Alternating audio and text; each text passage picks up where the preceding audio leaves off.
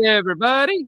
Welcome back to the last panel. I am Steve, and today we are going to be talking about our favorite sitcom slash comedy TV shows, blocks of television, however you want to describe what we are going to be saying and or talking about. But with me as always, our awesome panel. But firstly, if you'd like to, always keep up with us on this channel every Friday. Hit that subscribe button, like, and notifications if you want to know when we're going live. If not, then, that's fine too. Go fuck yourself. There's that. So... Way to bring him in here. Like, subscribe, or fuck yourself. I'm a very warm guy. I'm a giving man, as they say. But to my right is Gray Poupée. How are you doing, brother?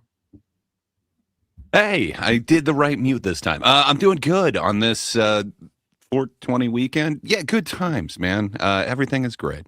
Dude, you know what else works really well? Not muting. What's that? That always lets you talk. But they need to hear me talking shit behind. I enjoy the way that it is. I just need to get better on the mute button. Oh, okay. You've had enough practice, haven't you? Like a kill switch. I mean, I don't know if I've had 10,000 hours, but I'm close. It's that expert hours you're going for. I'm trying to. To the right of him is Lunchbox Warren. How are you doing, sir? I'm doing wonderful. That's awesome, man. That's awesome. You have a good week? Yeah, just been prepping for the show that I got to do, or I'm doing tomorrow, and got everything all packed up, all my con stuff set up, and our gear packed up and ready to go put in the car, and awesome. Did a bunch of artwork, and cool. Yeah, I'm doing good. You should start selling plaques of the gym MSK and just don't tell people what it is. And see if it sells. Just see if it's like some random person out there just ends up with one of them, and they're just like, I don't know what this is, but it's appealing. It looks awesome. Below him is Charles. Charles at WILIscredia. How are you doing, sir? Hi, I'm good. How's your week been?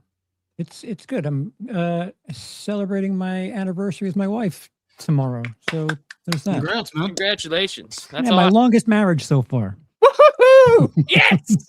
Oh, yeah. Yes, we did it! Well, that's awesome, man. Happy anniversary. Thank you. And to many more of them. And indeed. To his left, Bob. Bob loves movies, or... I can't even say. What was it that you called it? Bob Lavis Mavius. Yeah, that's it right there. You must be Russian or something. I think that's hilarious, man. I'm looking forward to when that video comes out. I'll post it. I'll post it here soon. So, but no, man, doing good. Good to be here. Can't wait to talk about this. When I started going through this list, I was like, God, I forget how many that I've seen over the years. And it was a little tougher to rank them than what I thought it would be, just because there are so many that I like. But yeah, I think I'm satisfied with my list here. Until I hear you guys spew off something, I'll be like, "Oh, damn, that should have made my list right there." It's interesting because like I made pretty quickly because I don't watch as much television, so there's a lot like that I own on DVD and I'll go back and watch a lot. But it was weird to go like on IMDb and see like what the top rate, like how the rate, and there was like some that were lower like scored but higher ranked. So it was like weird to see what other people really, really like. And stuff that I thought would be high was not high at all. And there were shows on there that I had no idea what the hell they were. And I was like, oh, okay. Sure. All right then. But yeah. So we'll go around the horn like we usually do. What brought you to sitcom television or comedy television, however you want to describe this as, that half hour to hour block of TV? For me, this is going to be so dumb and I'm so old, is my dad used to watch Barney Miller. And I didn't really know what it was. But after that was WKRP in Cincinnati. And I actually thought, I was like, this is kind of funny, like, because it was like a radio show, but like at the same time, it was more about the people there. And another show that spawned from it, News Radio, was one of my favorite shows. So I kind of got into it the older fashioned way. But Gray, how did you get into Well, you see, I was raised by television, so yeah, I don't know. Most of my childhood was just spent parked in front of a TV. Like, here's your babysitter. I'm out of here. So I don't know, man. I think the first ones that kind of like registered with me were probably the ones that were like the daily syndicated ones. I think that was like Full House, and I'm trying to even remember which other ones there were. Who's the Boss? Shit like that. Mhm. I don't know. I got into sitcoms via bad sitcoms, but man, there is so much to go on. I'm kind of jealous that you got to start with a Barney Miller, which such a great theme Oh, song great. compared to like Yeah. Full House or whatever. Mhm. But yeah, I don't know, man. It was just it raised me, so it's hard to be mad at sitcoms. I don't know. It was just always there for me. It's So, like when we first got cable and Nick at Night had started, like it was like one of the things that started. They had like Barney Miller for an hour, WKRP, and then they went to like old procedural shows like that show Emergency, the ones with the firefighter ambulance guys or whatever. Like, and my parents just used to watch that stuff religiously. So like half of it was to just stay up later than I normally. I'd be like, oh, but I want to watch this. It was just mainly I wanted to stay up later. But I ended up really liking WKRP in Cincinnati, and that kind of got me started doing that. But Warren, how did this happen for you? My family was like that stereotypical 90s family where we had dinner in front of the TV. Nice. You know, we had the dinner trays and the whole Nice. deal. And when I spent time with both my parents worked. So when I spent time with my grandparents, all they did was sit all day in their recliners and watch TV. Mhm. And it was just all kinds of stuff from MASH to Cheers to Lonesome Dove to just all that stuff. And I was essentially just kind of like with Grace, you're just raised by it. It was I've watched, like in the 90s, I was watching entire runs of these TV series, and where you're like excited to find out what happens the next season because two characters got together, or it's like Corey started dating Topanga or some stuff along those lines, and everyone was just I was just enthralled by it. And there was a lot of them that even if I didn't like it, it was what was on. Mhm. During summer though, it sucked because during the day my mom liked watching the soap operas. But I do remember you talk about that emergency show. Remember Rescue 911 with William Shatner? Yeah. Yeah, it's like that was so good. Or there was Murder, She Wrote, or as me and my brother call it, the Nosy Bitch Files. There's all sorts of stuff. You could make a case that she might be the largest murderer in the history of murderers just by her showing up. People get murdered wherever it doesn't matter. She could go. Even if you didn't think she's a Italy. murderer, that entire town had to hate her because everything that happens, she just shows up and she's in your living room judging you. Yeah, like, that's very true. It's like that's very true. the cops had to hate her. What's funny is like because I had rewatched that with my mother recently, right? Because I bought her like the box set and she wanted to see it. And only a certain amount of episodes took place in her hometown. So like they were traveling all over the place and murder followed her. Everywhere she went. Everywhere. She could go to The Disneyland. Nosy Bitch Files. That's what me and my brother we get stoned and watch it and call her the Nosy Bitch Files. That's fantastic. Get out of here, you nosy bitch. Charles, same question.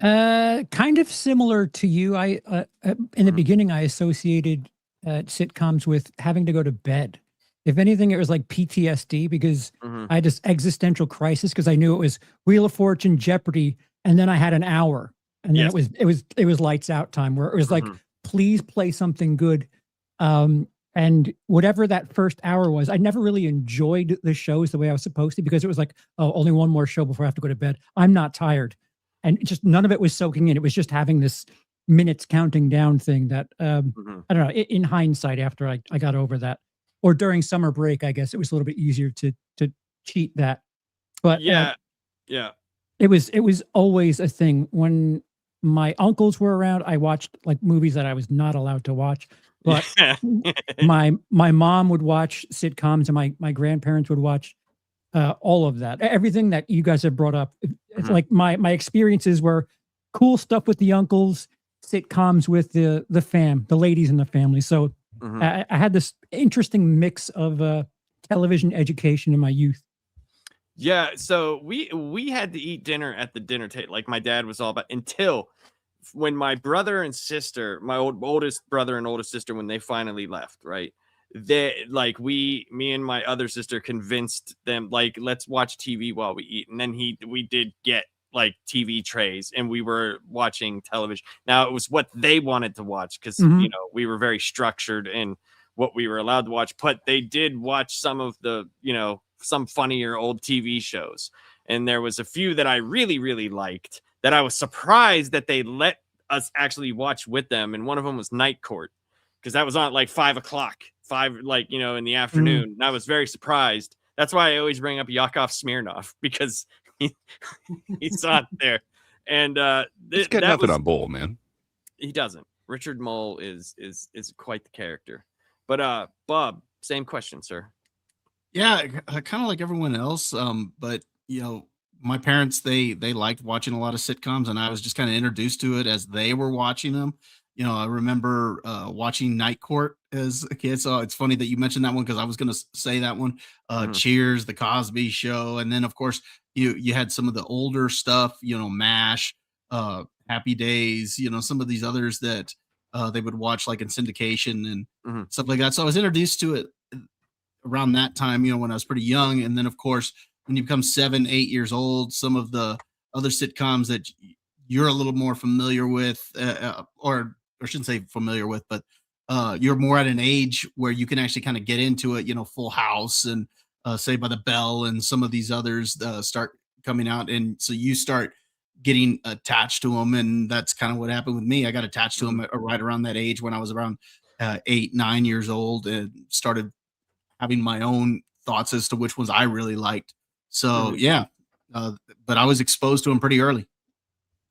That's awesome, man. It brings back a lot of nostalgia. I think that's probably one of the most nostalgic things because most everybody had a television, and even if you didn't have cable, you had like over the air, like syndication, as we talked about, and there was always something on before your local news. And then, like Charles said, it was Wheel of Fortune, Jeopardy, or Jeopardy, Wheel of Fortune, however it went.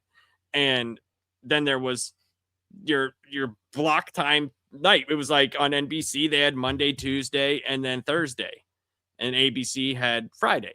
That was their big night, was TGIF or TGIT if you're in the 2026 era, which is don't miss it, by the way. It's a pretty good show. But I'll start this off. We'll just go around like normal. We'll go me, Gray, Warren, Charles, Bob, and back up to me. So my number 10 is Night Court. It is Night Court. It's one of those shows that I was too young, like not too young, but like I was, I think what it's starting like 84, 85, something like that. I mean, we'd have to see.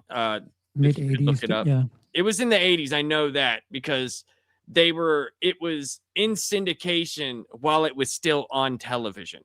Like, because it was on Nickelodeon. I know that for sure. And then there was new episodes were on Monday night. And I remember watching them because that was one of the few times I was allowed to stay up past 9 o'clock because it came on at like 9 or 9:30 or something like that. And yeah, that show to me had just Dan Fielding. My God, the amount of like womanizing. What happened? Oh, did I freeze up here? Oh, wow. My whole screen froze. Only when you said womanizing. Oh yeah, the whole womanizing of Dan Fielding would just like cracked me up, in the relationship with him and the what was her name? It was Marky Post. What was her name? Christine? Yeah, it was Christine, right? I think it was. It was really right. good. And Works for me. The two old bailiff women were just hilarious before Roz came in, with Bull and Larry or Harry. That character came over pretty much. It was like almost like a spinoff of his character from Cheers, even though that character was just more of a grifter. It was just Harry, right? He He was just like a grifter type of guy, but it was still like with the magician type stuff and all that. I know he loved doing that stuff. But yeah, just that whole show, man, just the amount of stuff doing and getting away with on network television, like the smoking, the women in bikinis, like just having like prostitutes on, like where some of the cold opens for the show were just ridiculous. It would be like just the Harry just looking, and then they'd pan over and it would be like two yokels with a sheep and then a freaking half naked woman next to him. Like why is this happening?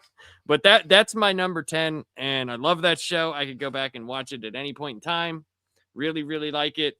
Yeah. So Gray, you're number 10, sir. Yeah. So this might be a little bit controversial already. I don't think it's going to be on anyone's list, but I implore you. I think there's a lot that happens in this that really sticks with you. I know I've made countless references to this, but back in '02, it counts, man. Back in '02, Miramax decided to get into television a little bit. So it's a Miramax television production. They partnered with ABC, and it only lasted 2 episodes, and then it was canceled.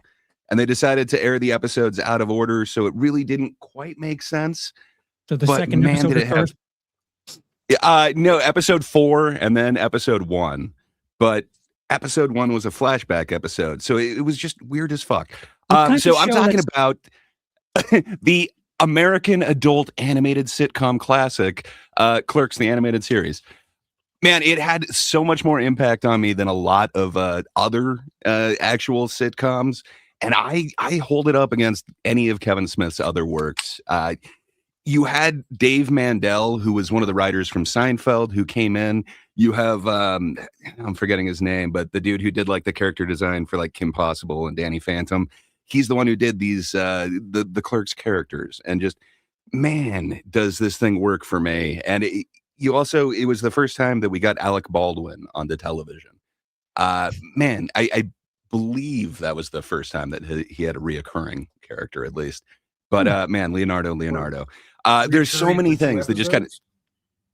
They only ever aired 2 episodes. There's only 6 in actuality, but man, there's so many times that I have quoted this thing, and that it just kind of comes up and lives in my mind. I think this had more. Yeah, Bear is driving car. How can that be? I actually love this thing so much. So yeah, it's the second kind of adult animated series that ABC tried to do. The first one being the PJs, which was weird as hell. But yeah, I love me some Clerks, the animated series. I think that's the one that has the most impact on me. So yeah, I went with that for my number 10. You said it had 2 episodes total? Yeah. 2 are the only ones that aired. I don't think you worded that well, but yeah. So there's actually more. There's more episodes. There was a DVD set has like DVD 6 set in total. Okay. That had all the episodes, but the 2 that aired, they aired them out of order. Actually, it was like number 4 or 5. No, it was 4. It's the courtroom one, which even that, so man, funny. Like anytime I hear the word plaintiff, like I'm reliving so much of this thing. It's just the way you presented it. Dude. You said 2 episodes and then episode 4. It's like, wait, I know how math works, and 4 is definitely more than 2. Sorry, only 2 ever made it to air. I was kind of like, huh? I'm with you. I knew what you meant. Definitely. Yeah. It's definitely a funny show. I give it that. I'll check it out. I'm a huge fan, man. Warren, what's your number 10, sir? Dinosaurs. Oh, good choice. Yeah, okay. Dinosaurs. I absolutely love that series, even though it has one of the most like tragic endings, probably. Like it's essentially just the meteor comes and they all gather around to die. Hold on. First, it gets ridiculously cold, and they're like, they're fucked. Like then, the meteor comes. Yeah, it was just a great series. I mean, it was the costuming was amazing. The puppetry was great. Yes. And I absolutely love that. I think it was only 2 seasons on that one. I think 4. 4 seasons. Yeah, I think so. I could go ahead, keep talking, but yeah, I absolutely love that one. It was one of the ones in my childhood that I couldn't wait to watch, and yeah, it's just all around good series. It was 4 seasons. 4 seasons. 4 seasons. Yeah. Ran from 91 to 94. Had 65 episodes. Yeah, it was it was good. I Just love a couple more seasons, they would have got syndication too, like paid syndication. But do you remember the steroids episodes? Mm-hmm. With the one he was all Robbie's friend, he was all jacked up on dinosaur steroids, like think of that. The dinosaur needed steroids. That in itself, once you got over the baby. Like the baby had funny thing, but the whole not the mama and all that stuff, that was very annoying. But but the show was written really well. Yeah. It was written really well. Yeah. Good Lord. Charles, what is your number 10, sir? Real quick, someone in my chat says, "Hey y'all, would any of you watch a new movie or TV series based on Chucky versus Leprechaun? Plot: Chucky needs Leprechaun's coin for his ritual. Comedic gold ? And I feel like the Chucky television series is kind of already kind of hammy and comedic. They're halfway there. I'd watch it, man. Of course you would. Like, of course you would. Oh, great. What's Freddy v. Jason? But think about it. Leprechaun v. Chucky. It's perfect, man. It's the match we need. I think that out of all the what you call these B tier horror people, maybe Leprechaun even C, but out of them, those are the two that would mix the best. Probably the little guys. They would mix the best, right? Don't you think? Sure. Same height. Well, I'm just saying, like they kind of like cross over the fandom. Have the same reach. They definitely would be good for Rock'em Sock'em little fuck faces. They would definitely be good for that. But go ahead, Charles. But my number 10 is something that I had 2 separate little phases with. One as something that was on in the background that my grandparents enjoyed when I was a kid. I didn't really pay attention then.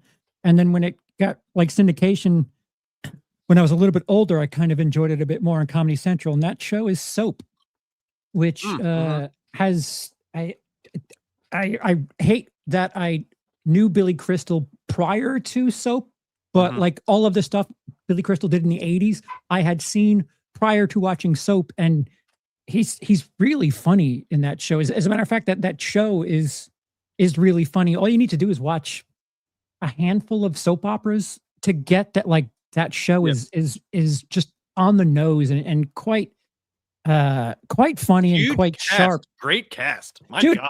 The dude from Empty Nest, I'm always forgetting his name. He was the poor man's Leslie Nielsen. Sure. Right. Yeah. Right. Yeah. I can't remember his name, but I know. Yeah. Yeah. I know him. From Empty Nest. Yeah. That's what I know him from. I don't know his name. But yeah, you go back and watch, and it's Mona from Who's the Boss. They're like most of the cast is just like, oh yeah, that's so and so from such and such. But it's not just that. It's the more you get into it. I mean, I think it's only 4 seasons. I think that's kind of what I held myself to is something that at least lasted 3 seasons. But Soap, I had to keep it on here. There's a show or two that. It's a good show. Yeah, it just kind of grew on me. I was like, all right, you know what? If it's on, I'll leave it on. So, yeah, it's on my list. Yeah, it's funny that when Warren mentioned soap operas, and I was like, the funny thing is like, the older you get, the more hilarious soap operas are in concept. They're like cartoons, really, like people come back from the dead, like all sorts of, you know what I mean? Like just random stuff happens. Supernatural. But that's what's great about Soap, because they're just hitting everything. Dude, the guy from Empty Nest has a plot line where he thinks he's dead and he could hide, or like he does this snapping thing that makes him invisible, but everyone else can see him. It's the silliest thing in the world. That's fantastic. Bob, what's your number 10, sir? Well, my number 10, many people would not consider the Jackie Brown of sitcoms, but I'm still going to come out swinging anyway. I'm going with Alf at number 10. Oh, dude, nice. I mean, Melmac, you know what I mean? Like Gordon Alf's Shumway, a lot of fun, man. It's like that had a dark get ending the type as of well. ratings that it did, where a Muppet is running around, and with with live action people and whatnot. And so yeah, it was an interesting concept. And hey, Willie, where's the cat? He's always chasing the cat. They're trying to hide him from the alien task force and from all the nosy neighbors as well. And yet he keeps putting himself out there doing stupid stuff. Yeah, it's great. He's always blowing everything up in the house and everything. But it was just a lot of fun. I used to love Alf. I think my favorite episode is the one with the space roach. I don't know if you remember that one, but No. It's because there was a roach that was a stowaway in his spaceship. And yeah, it gets loose in the house. Well, they spray it, and instead of dying, it gets bigger. And so then they spray it again, and it gets bigger. And then they call it exterminator. He sees it, goes running out the door, and leaves his tank behind, and then the neighbor sprays the house. And so it ultimately ends up with him being chased around the house by this giant space roach. It's a fun episode. It's a ridiculous concept, but it was a lot of fun. It's another show with a very dark ending. Very dark. It does. I mean, they did that TV movie that really wasn't any good, that they tried to give it some closure, but I mean, it ends with the alien task force capturing him. Yeah, his people leave him. Yeah, and you don't find out, or you find out in the TV movie that they put the Tanners, they put them into like a witness protection program or something like that. Mm-hmm. Yeah, it's crazy. The 80s was so creative. Like you had the one with the robot girl. Yeah, the little girl. Small Wonder. Small Wonder. Yes. Small Wonder. Yes. They had like a bunch of creative sci-fi-ish sitcoms. There was a pilot. I can't remember who it was. It might have been. You might have to correct me on who it was or look this up as I'm saying it. There was a pilot where I saw that someone was working at an airport, but it was an airport for aliens, and he was a person. And I cannot remember what the hell it was. I don't know if it was Matthew Perry. I honestly don't know who it was, but like you might have to look it up. But I know it never made air, like the show. But it like that right in itself, just the concepts that were out there. They're like, we're gonna film a regular guy, and it looks just like an airport, but it's actually an airport for aliens. And you're like, wait, what? Come again? All right. So my number 9 is That 70s Show. I love that show. I don't know why I do. And it wasn't a show that I watched while it was on, except for the last season. And my God, was that awful. That last season was so bad. But it was strong, even like up to season 7. Like season 7 had one of my favorite episodes where they are all just smoking weed all day, and they think that the vacuum salesman is part of like the FBI, and they destroy Eric's mom's vacuum, but he has the lightsaber with him, the fake lightsaber. There's a scene where he's like, they're looking in the back of this truck, and they're like about ready to do it, but they open it up, and it's the dog catcher, and they just let the dogs go out, and then they're like, I think we overthought this, like, and they kind of have this back to reality moment, right, where it's like, yeah, we're just high, but then Eric turns around like this, and he's like, holy shit, man, I almost cut you in half, because he's got the fucking stupid lightsaber, and it brings it together that like they're just still stupid, they're still just dumb as fuck.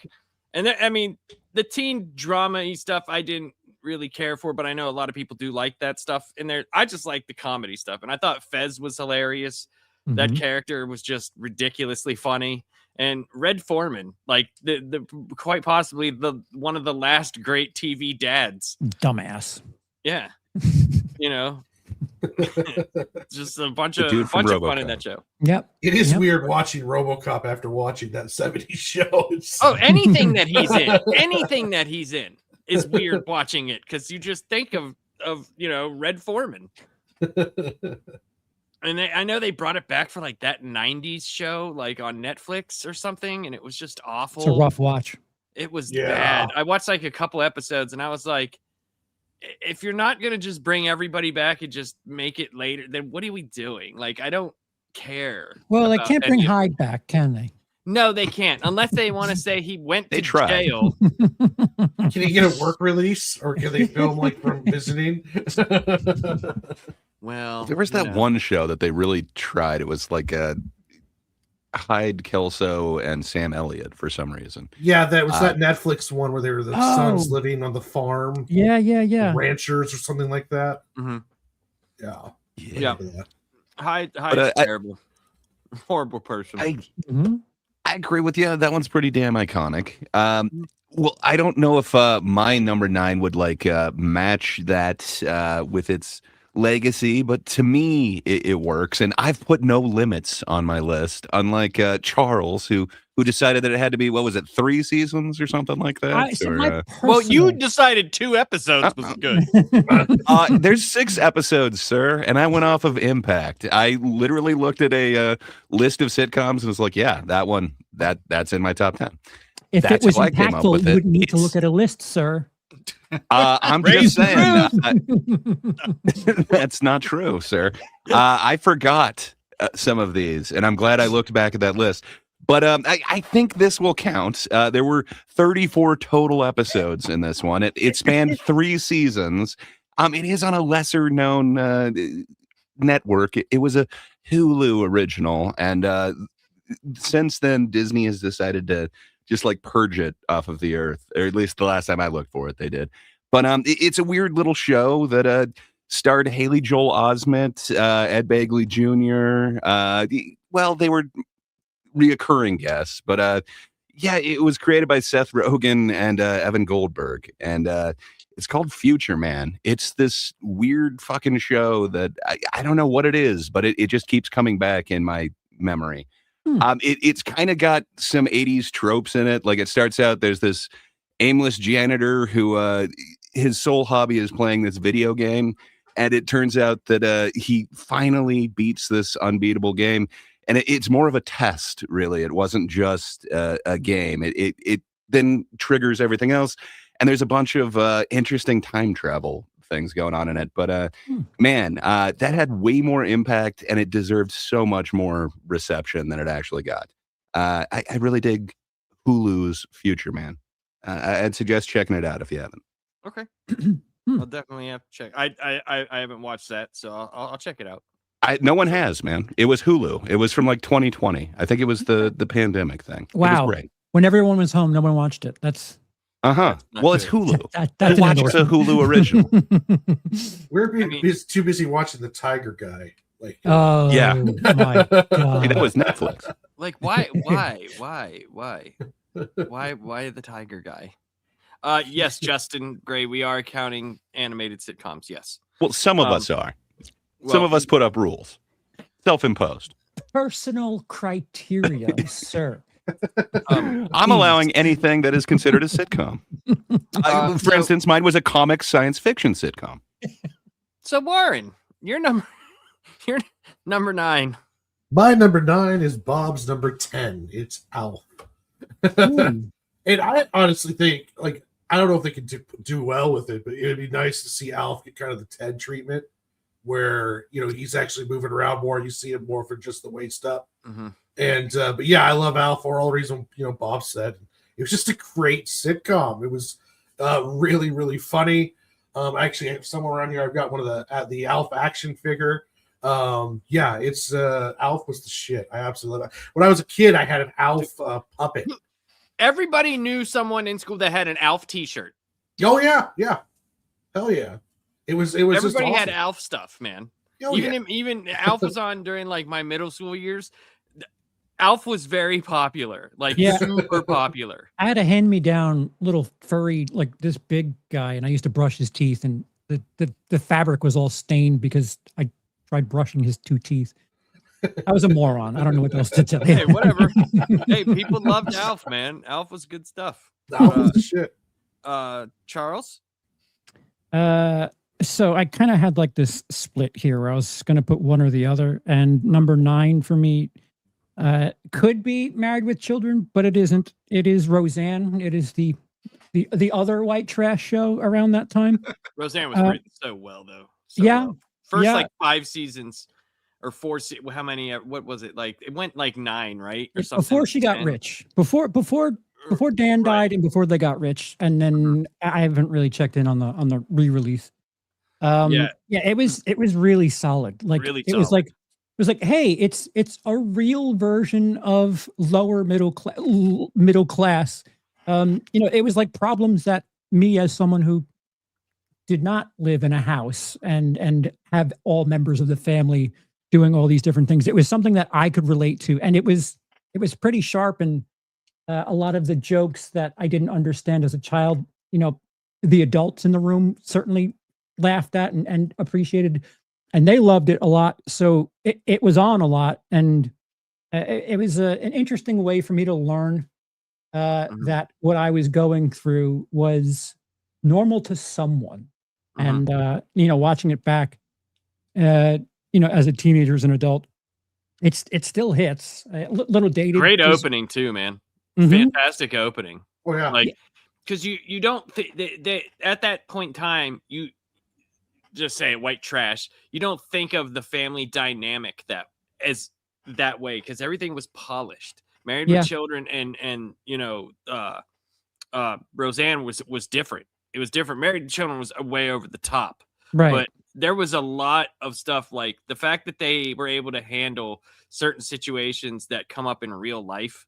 Right. With Darlene, with the kid, with DJ, like some of the stuff, like there was that one episode with them talking about abortion, and DJ was hiding in the garage, and Dan was pissed, and Jackie was all mad at him because she felt like he wasn't supporting Roseanne, but he was actually scared, and DJ heard everything. And then freaking, she yelled at him to get out, and he was like, "You're not my mom." It's exactly like, you know what I mean? Like exactly what was said. And then he looks at his dad, and his dad's like, "Get out." He's like, "Okay, I'll see you." And Sandra Bernhardt's character was bisexual, if not just a straight lesbian, a gay lesbian. Yes. And it felt like it was the first time that wasn't used as a punchline in a major sitcom, which was progressive. A lot of people need to see something in a sitcom before they can be like, oh, all right, this isn't completely crazy. It's really interesting to see some of the things, some barriers that they broke.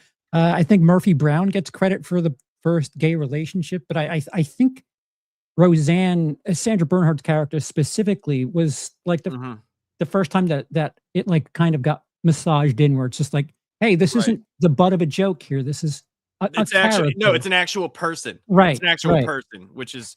But Troy McClure says the episode about DJ Jack and it is fucking, dude. That conversation he has with Dan whenever he tries to tell him what it is, but he just calls it, and he's like, "Do you do it?"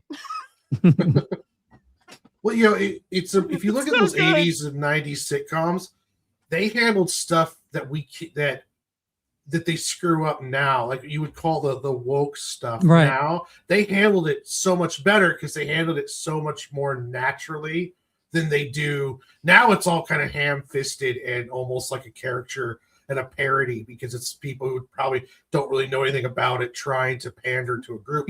Back then they were really spot on, and they handled it like real characters. Like almost like not every single person accepted it. Not every person accepted it. It was like more like real people. There were people that were like, okay, cool. There was other people like, oh, what the fuck? Like, that acted like real people. Relatable. Like, relatable. Not saying that it's right or wrong, but they handled it in the way that was more realistic than any other way.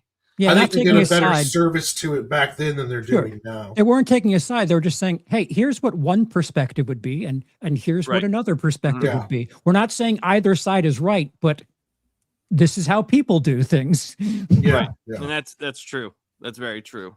That was a great show, man. Great show. Bob.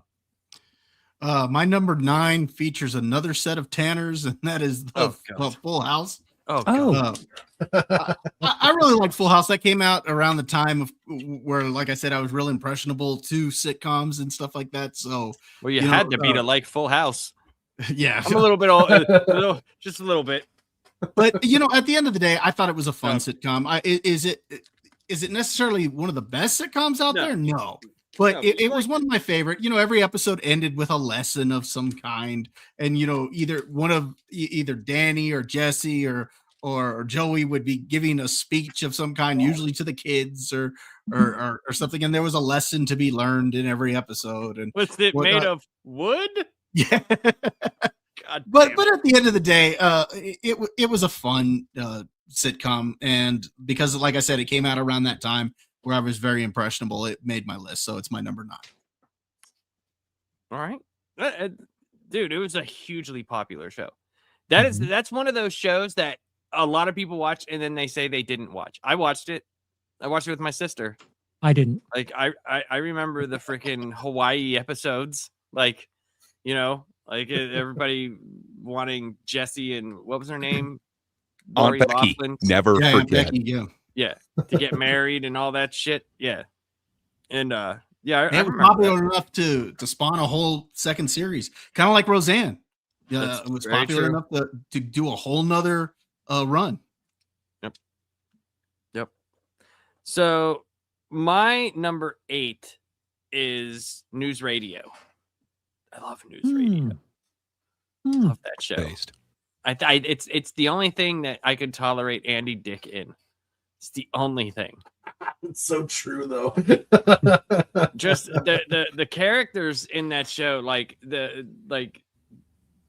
Jimmy James is, Patrick Warburton is his nemesis, Johnny Johnson. Like everything is like so perfectly matched. Joe Rogan. It's one of the few things he's in that I'm like, you were good at it. Like I actually thought he was very funny in that show. And Phil Hartman, man. Phil Hartman. God damn, dude. We missed a huge chunk of hilarity when he was murdered, man. Just, man. So many Simpsons characters.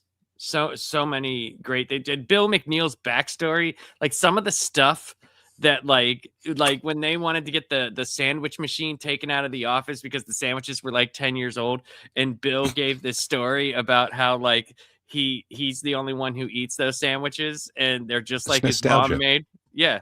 Like just like his mom made, he's like, when your mom makes you stay outside the house for 2 days in a row and she leaves you a bucket of sandwiches on the front porch and you hear him eating them and it's just and you're just like, oh God, they have to be terrible. And he loved them. Just everything.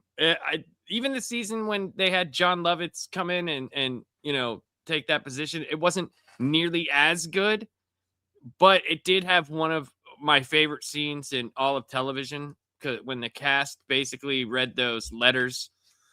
And it was basically them saying goodbye to Phil Hartman, but it was, saying goodbye to the character. That was very cool, man. Really, really cool. Sometimes TV can do some really cool things. But yeah. That was my number 8. So Gray, your number 8? Good choice, man. I highly respect that one. So mine might not nearly be as respected. It might not make certain people's lists due to criteria that is self-imposed, but this one only had 2 seasons, but it is a total of 20 episodes. For me, that counts. Again, I think they made that marathon of actually getting on air. That's awesome. There's so many weird pilots that I absolutely love. I wouldn't include those on this list, but I would include this one at number 8. So I'm pretty sure none of you guys have heard of it. Maybe one or two of you, but it had Joe DeRosa in it. It had Steel Panther. It had Jeff Ross, Jim Norton, Greg Giraldo. It had Daryl Hall, Melissa Rivers, Patrice O'Neill, Gilbert Gottfried, Dave Attell, Sebastian Bach, Dee Snider, Dave Navarro, Marky Ramone, John Popper as this huge reoccurring role, and Joan Rivers quite a few different times. it was this little IFC show. They saw what HBO was doing with Curb, so in 2008 they decided to kind of dip their toes into the same type of what would you call that? Somewhat improv sitcom. Like you have I the know what you're talking situation about. that's out. I know. Now. So it was my introduction to one of my favorite comedians of all time, Big J Okerson. He gets fifth billed in this amazing show. It was called Z-Rock. I'm sure none of you guys have heard of it, really. Apparently, Lapsed has. Hell yeah. But yeah, so there's this. It's all shot in Brooklyn, and it is one of the most New York shows as well. But yeah, so this Brooklyn band, they're ZO2, this rock band, but they do that at night, and they play the hard rock to pay the bills. Though they need to do something different in the day, and they do children's parties, so they just sing like kind of nursery songs and weird shit like that. But with that kind of Trailer Park Boys meets like Curb Your Enthusiasm, cinema verite style, man, this thing, it really works for me. And then the addition of all those previously mentioned comedians, man, it just had this impact on me that I didn't expect from it. Warts and all, how I heard of that show? Nowhere near polished. Yeah, how, man? Steel Panther was on Chris Jericho's podcast. And Chris Jericho also on the show. Yeah, well, that's what I was going to get to. And then they talked about being on that TV show. So that's how I can't remember what episode I watched, but it was funny. I just never watched it again. It's this weird snapshot of the time. It is nowhere near perfect. It definitely comes below some of those previously mentioned ones. But man, again, I wish more people kind of knew of this thing because it is stacked. And man, it is the best John Popper anywhere. Like, I didn't love this guy. I kind of hated Blues Traveler. But after watching this show, I think John Popper is one of the funniest motherfuckers I've ever seen. And man, he's got me hooked. You could say I will go ahead and watch you the them. Runaround until you saw him on the show. Indeed.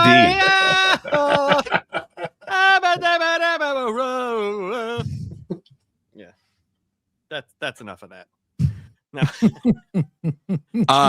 So I see Troy's comment that he's waiting for Heil Honey, I'm Home. Are any of you guys familiar with that very strange sitcom that came out? Yes, we are. Gray's not about anything that has some sort of. The funny part is like if you ask that question, just by the name of it, you could pretty much figure out what it is. You know, but yeah, Warren, you're number 8, sir. My number 8 is Cheers. Oh, it's Ted not Danson. It's not Heil Hitler. No, it's not Heil Honey, I'm Home. Oh, wait, that which show sounds has like a hundreds of episodes. 1940s sitcom, like, while Germany was rocking. No, mine's Cheers. Yeah, I was always on. Like my parents and my grandparents both watched it all the time, and I remember that's where I first saw Woody Harrelson. Ted Danson was on it. Who else was it? There's a bunch of people. That's where Frasier came from. Rhea Perlman's on there. Shelley Long. Shelley Long started Kirstie there. Alley. Kirstie Alley. Actual good replacement, like where someone left the show that was very liked. Even though I wasn't a big Diane fan, but like, yeah.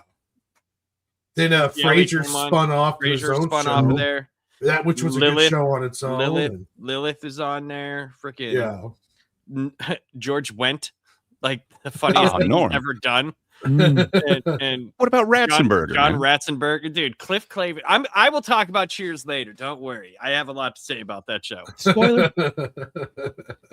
Cliff Clavin might be one of the best characters in all of television. Hey, you see there, Nami? He's able to take that character and go through Toy Story, like 3 or 4 different Pixar films. It's so true. He's the same guy. The same guy. And he's like a truck, and he's a dinosaur. And he was he the pig or was he the dinosaur? Oh, he was the pig on Toy Story, right? Yeah. Yeah, the bank. Yeah, the pig bank. Great. Yeah. Great show. Great show. Charles? My number 8 was Lapt's number 9, and that is that 80s show. Oh, excuse me, that 70s show. The 80s show had less than one full season, so that will be on Gray's top 10. It's interesting to watch a show that was written in the 90s and 2000s about decades prior, and they weren't able to recapture that magic with that 90s show now. But yeah, it was something that like it felt like it was written for my age range at that point, you know, being a teenager at the time, but not really matching like the societal things that were happening. I was a big Star Wars fan. There was a bunch of Eric Foreman going to Star Wars and like having that affect his life for like most of the show, if I'm not mistaken. It was something like, hey, I know that. It's interesting to have this fictional story happen around that time because I didn't exist yet. It's fun to see this and relatable. It has one of the best Star Wars-esque lines in it when he's sitting there and Red's talking to Eric and he's like, did Luke Skywalker? And then Red cuts him off. He's like, Luke Skywalker this, Luke Skywalker that. I'm tired of you talking about that little fruit.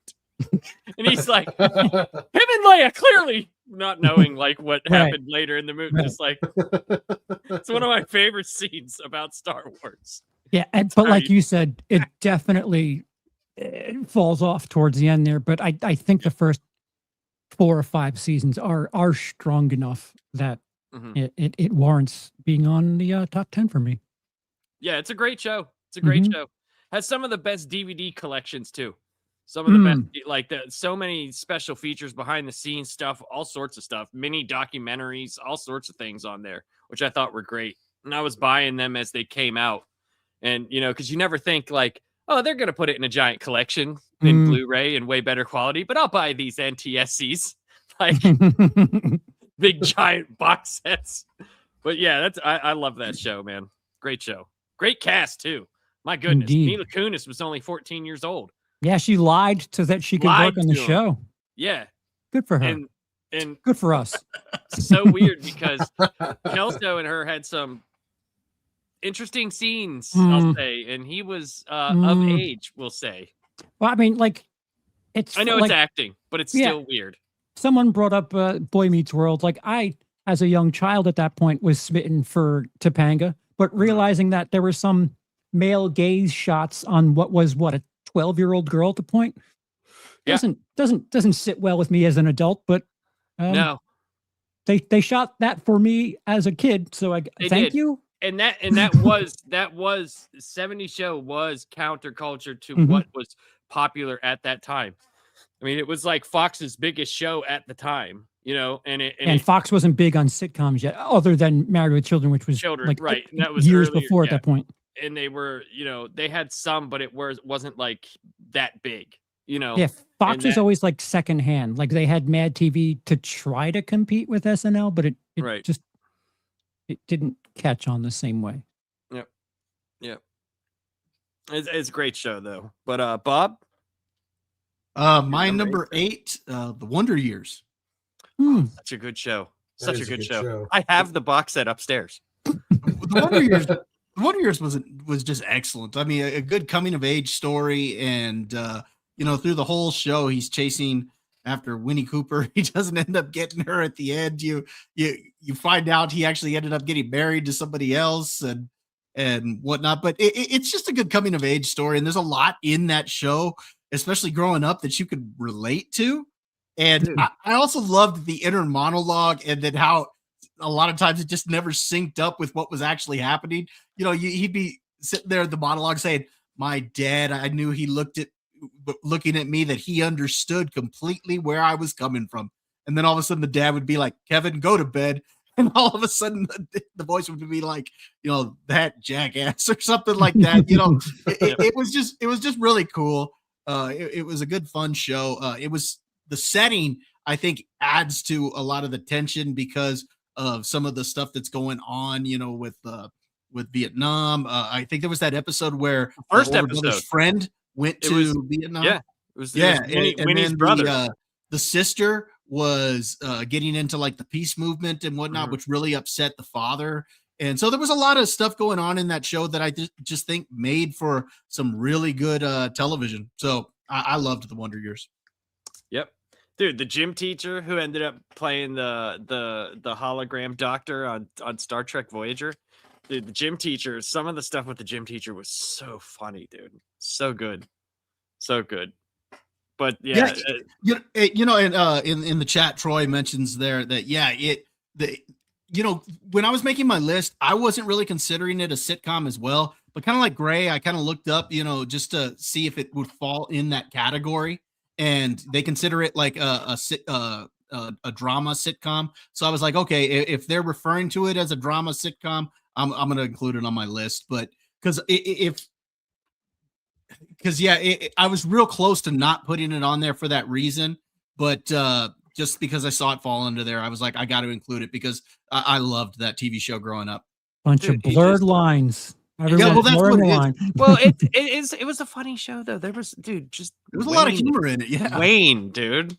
When Wayne decides to move out and he has nowhere to go, and he ends up living in his car, and the brakes go out, and he starts rolling down the hill in the back seat.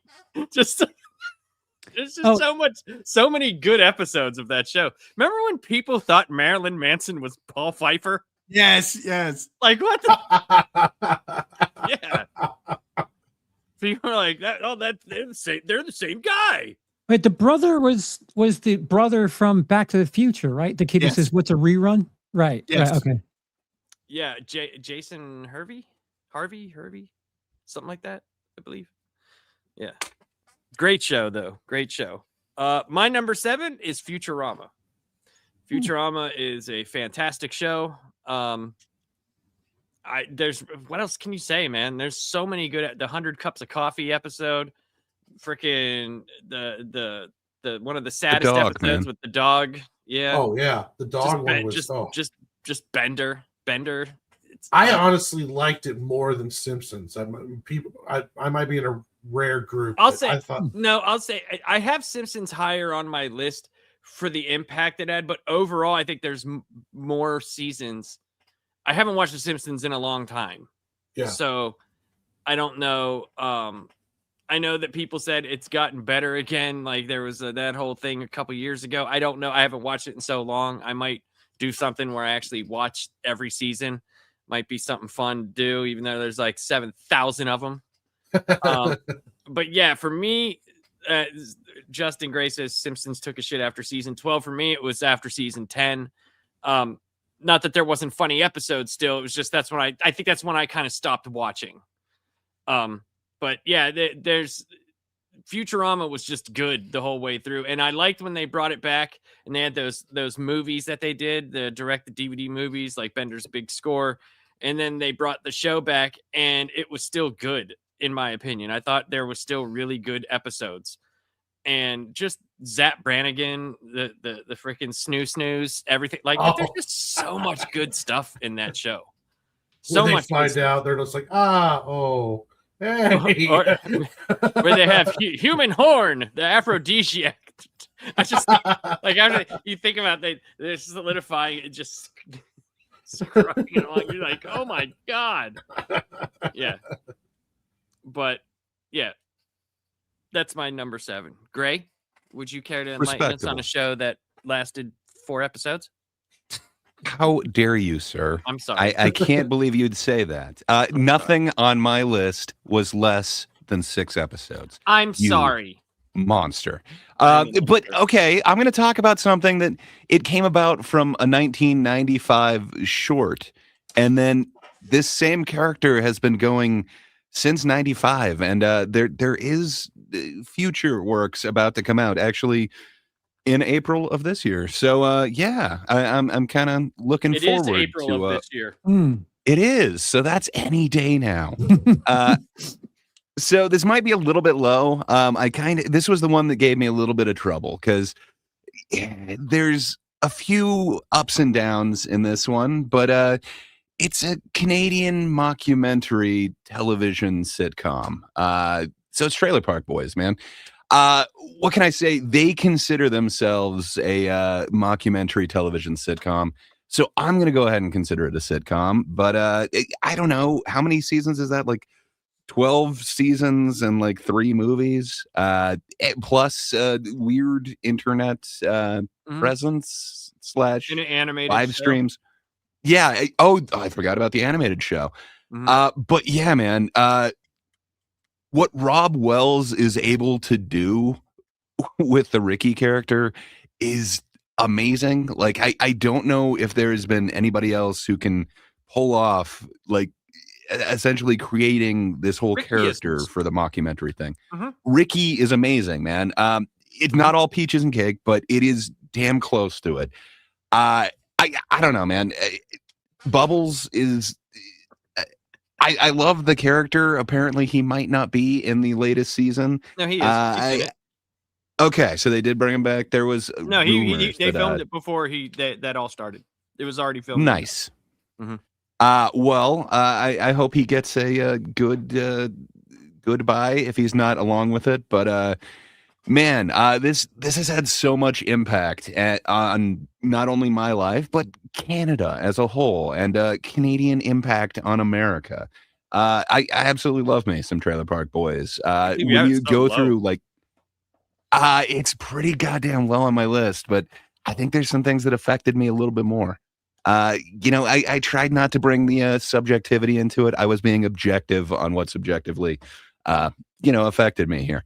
But yeah, I love me some Trailer Park Boys. I think it's just amazing. Even every single character on there. But the other one that really stands out is John Dunsworth. Just man, dude. Leahy is The amazing. The liquor, man. Just Blue Snurfs. so many. And then Randy, Pat Roach as well. Man, there's so many things about this that are just so layered. I just absolutely love this show. So yeah, that's my number 7, and I will believe you if you tell me it should be higher. If you say it should be lower, you're a liar. I love that show. I love it. One of my favorite one of my favorite seasons is season 7 with Patrick Swayze Express. Just and they gonna ship the weed to Sebastian Bach, and or he calls them the cigarettes. Cigarettes.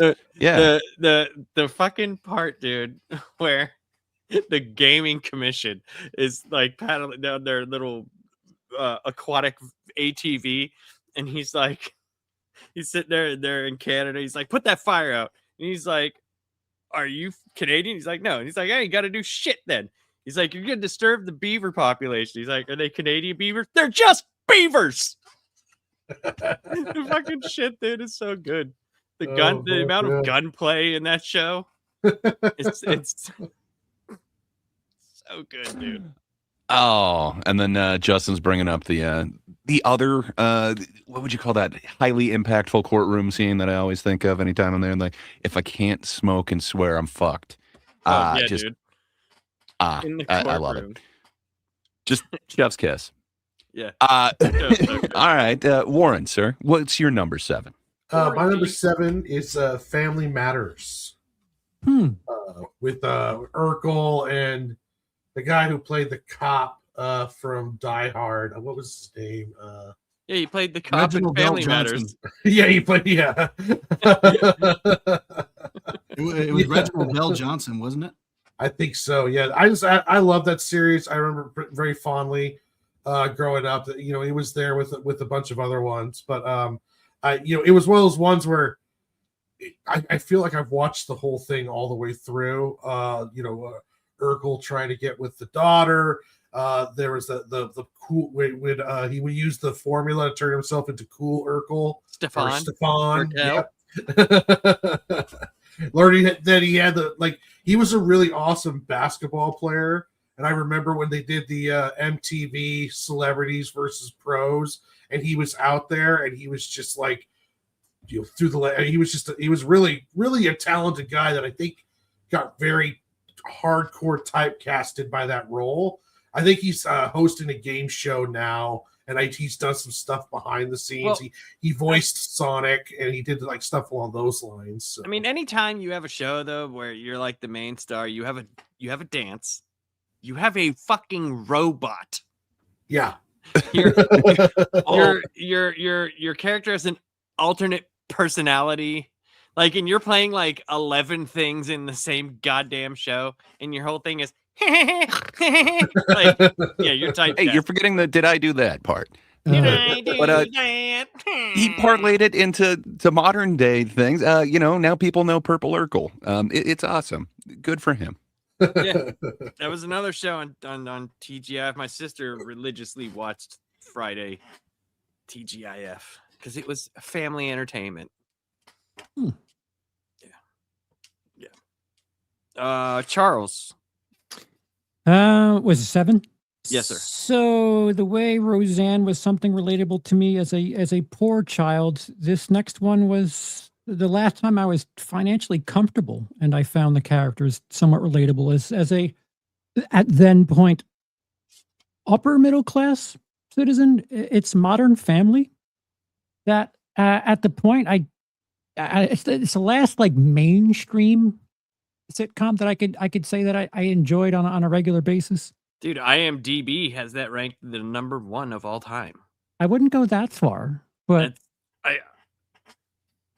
I know a lot of people loved that show, man. That was so popular the first few seasons. So popular. I don't know if I was comfortable in life otherwise, and it was just like catnip or something, but it left an impression. It was something that I didn't miss for a while. I didn't watch it, so I don't know. I just know Ed O'Neill's in it. The one lady with the big tits is in it. Sofia Vergara. Yes. I was kind of smitten for what the hell's her name from Billy Madison? Oh, Happy Gilmore. Excuse me. The Happy Gilmore. I know what you meant. Yeah, the one that ends up playing his wife in Happy Gilmore too. Yeah, barely. Yes. Oh yeah, I forgot she's dead. As in every freaking movie that's got to have the guy raising a giant family. Oh wait, is he an alcoholic? Yes. Is he? Did he used to be really good at something? Yes. He hit all the nails on all the heads. But yeah, she was. I can't remember her name from the show, but I know you're talking about. Yeah, she was married to the douchebag from Dawn of the Dead 2004, which like that was the couple that I kind of liked the most. There was like a pair for everyone. There was like the gay couple, the older couple. It was just, but they were all related. I do remember. I what I thought was funny was the bigger gay guy. He was the football coach, and he was Stone Street. Dude, he was so like hardcore in the football, but like was so Tinkerbelly on the other. And it was so stereotypically gay, right? Yeah, right. They're like the football team wanted to lose because like one of the kids on the other team died, and he's like, "You don't win if you lose. You win. You smash them into the ground." I'm like, Jesus Christ. The thing I didn't like about the show was the kids were too smart. There were 3 kids and 4 kids, I think, and they were just a little. They had too much quality material. It's like, I'm sorry, not every child is. Was it like the thing like in movies where like the children talk like 30-year-olds? To a degree. It wasn't really. It wasn't believable, but it certainly was enough to take you out of it at certain points where it's like, can you just be a child, please, and not the smartest person in the room? You're fucking 7. Relax. But I know a lot of people loved that show. Yep. I know a lot of people really did. It was very, very popular. I definitely watched it like for 4 or 5 seasons straight. Where if it was on, plus having DVR made it a lot easier. It was just, it's going to tape. If there's a new one, it's going to tape. Mm-hmm. And watched it. Then I got divorced and I just stopped paying attention. I don't know if there's a correlation there or what, but no, there probably is. There probably is. Like, there's something like that. You kind of probably disassociate from a lot of things. I say that's one of the times where you're like, that's a good excuse. Can't really hold anything against that one. Can't really hold anything against that one. Bob, your number 7? My number 7 is also Family Matters. I really liked Family Matters. It's got one of my favorite TV dads with Carlton Winslow. I think he's an excellent character. Of course, as the show went on, the focus did shift more to Steve Urkel, but I thought it was still a lot of fun. He was a fun character. I think what was kind of cool is that by the end of the show, he actually does end up with Laura. So I thought that was cool that he finally does end up with her. They did that one last season where they when they had to switch networks, and he ended up becoming like an astronaut or something like that, and ended up finally marrying Laura. So yeah, that I loved that show. But for me, the best part of the show, the part that I think stuck to me more than any of the others besides Steve Urkel, was the father. I thought Carlton Winslow was a great TV dad. So, hold on. Let's see. Stiff Kitten is wondering if there's going to be any non-North American shows here. Probably not for me, because I don't watch much television, and if it's like past 2000 and something, I don't. Yes, there will be. I personally don't watch much. I've never seen the British Office. I've never even seen the American Office. So it's not something. Oh, you should do yourself a favor and watch the British one.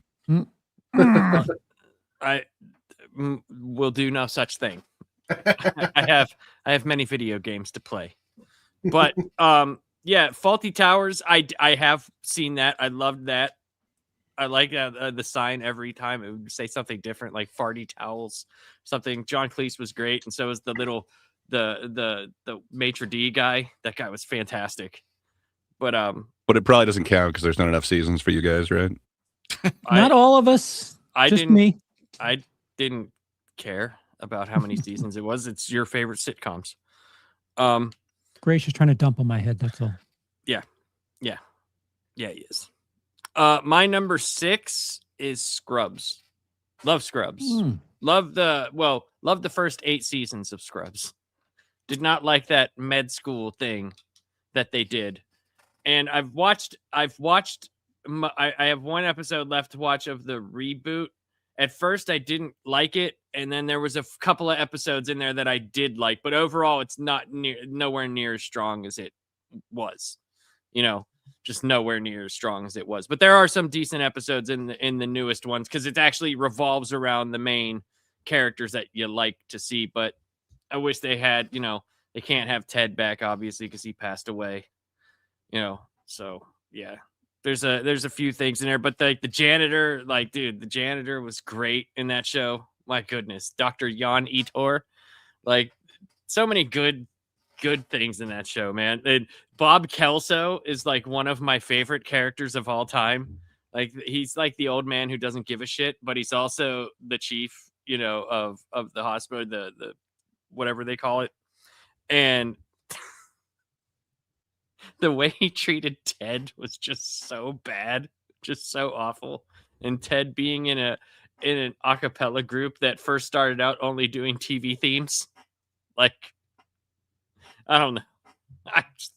I just love that show. There's just so many funny things. It's one of the shows that's the main character wasn't the funniest guy. You know what I mean? Zach Braff isn't. I mean, he's definitely got some funny parts, but I always thought there was other people way funnier than him. And yeah,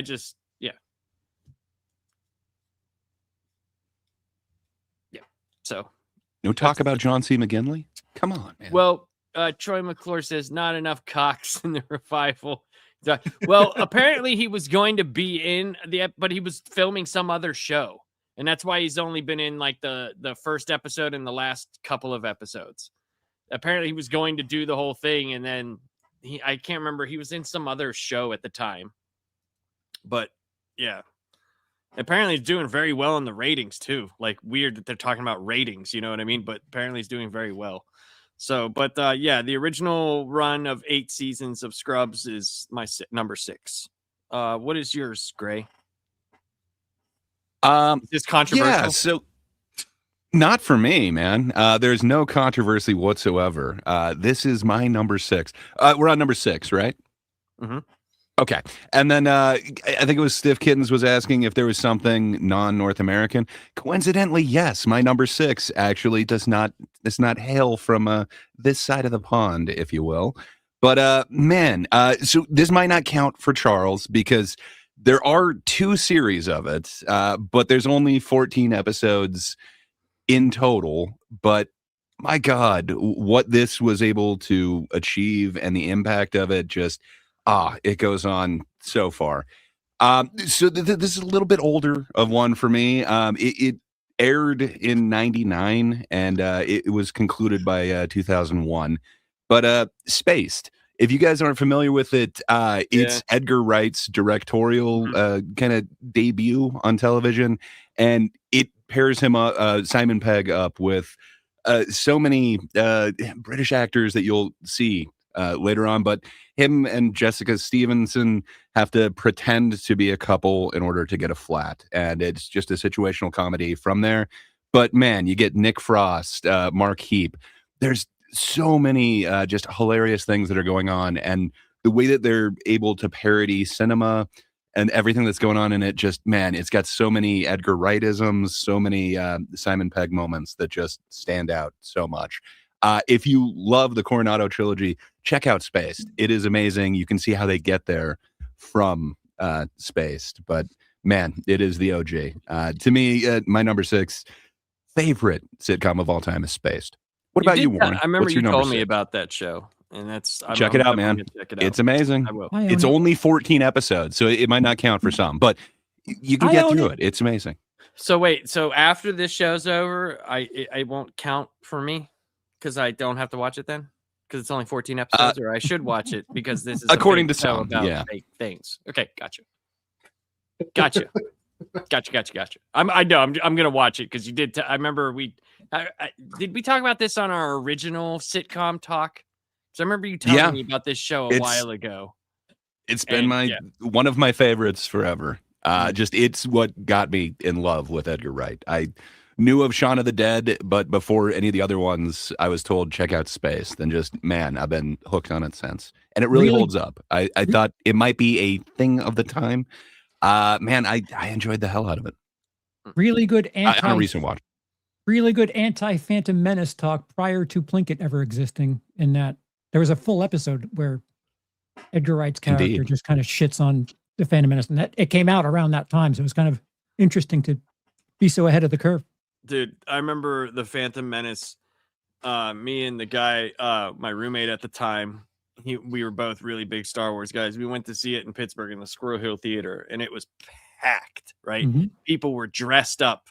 Like we weren't, but like people were dressed up, all sorts of stuff. And I just remember people going crazy at the beginning, right? Awesome.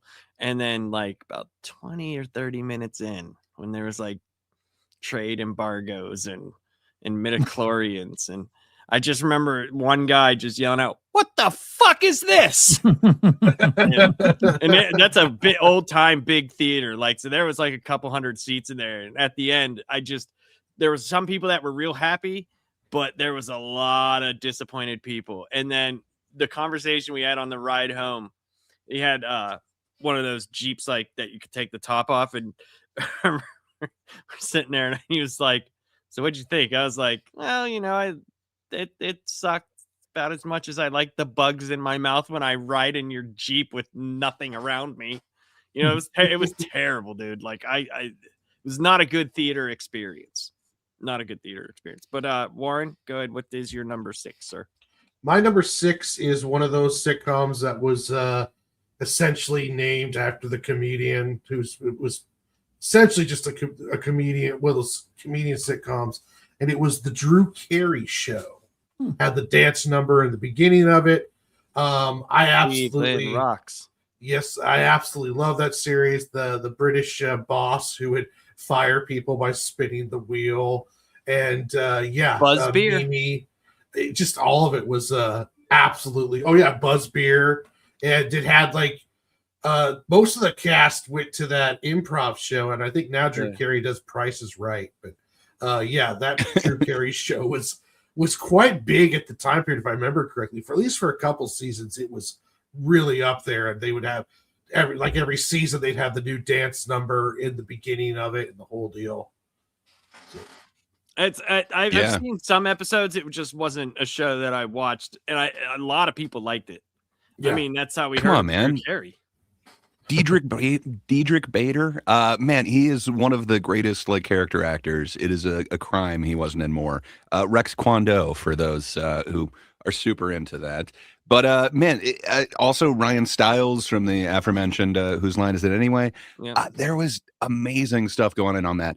And not only that, it is one of the best television reoccurring guest roles for Joe Walsh of the Eagles fame. Man, I love me some Joe Walsh. And he played an amazing band member in Drew Carey's band in later seasons of that show. I missed that one. Yeah, that was a good show. And Craig Ferguson was a great boss on there also. Charles, your number 6. I will use this moment to mention something that is less than 20 episodes, although it's not quite top 10 for me yet. That is Ted. It's a show that I quite enjoy so far. Just had a second season this past It was good. month. It's a very solid show. It's surprising that it's 10 years after the fact, but my number 6 to that point is Family Guy. Sure, it's still going today. I don't consider the last whenever the dog died, ever since then, I'm just like, yeah, I don't really watch it at all. But it, for the amount of impact that show has, it like you lapsed. I had a bunch of the DVD sets where you line up 6 or 7 on the. I used to have a 5-disc DVD changer, so I would just put all the discs from the one season, just hit play, and you could hit repeat, awesome. And wouldn't have to get up like the lazy ass that I was. And yeah, it was just something that like I enjoyed, and it was.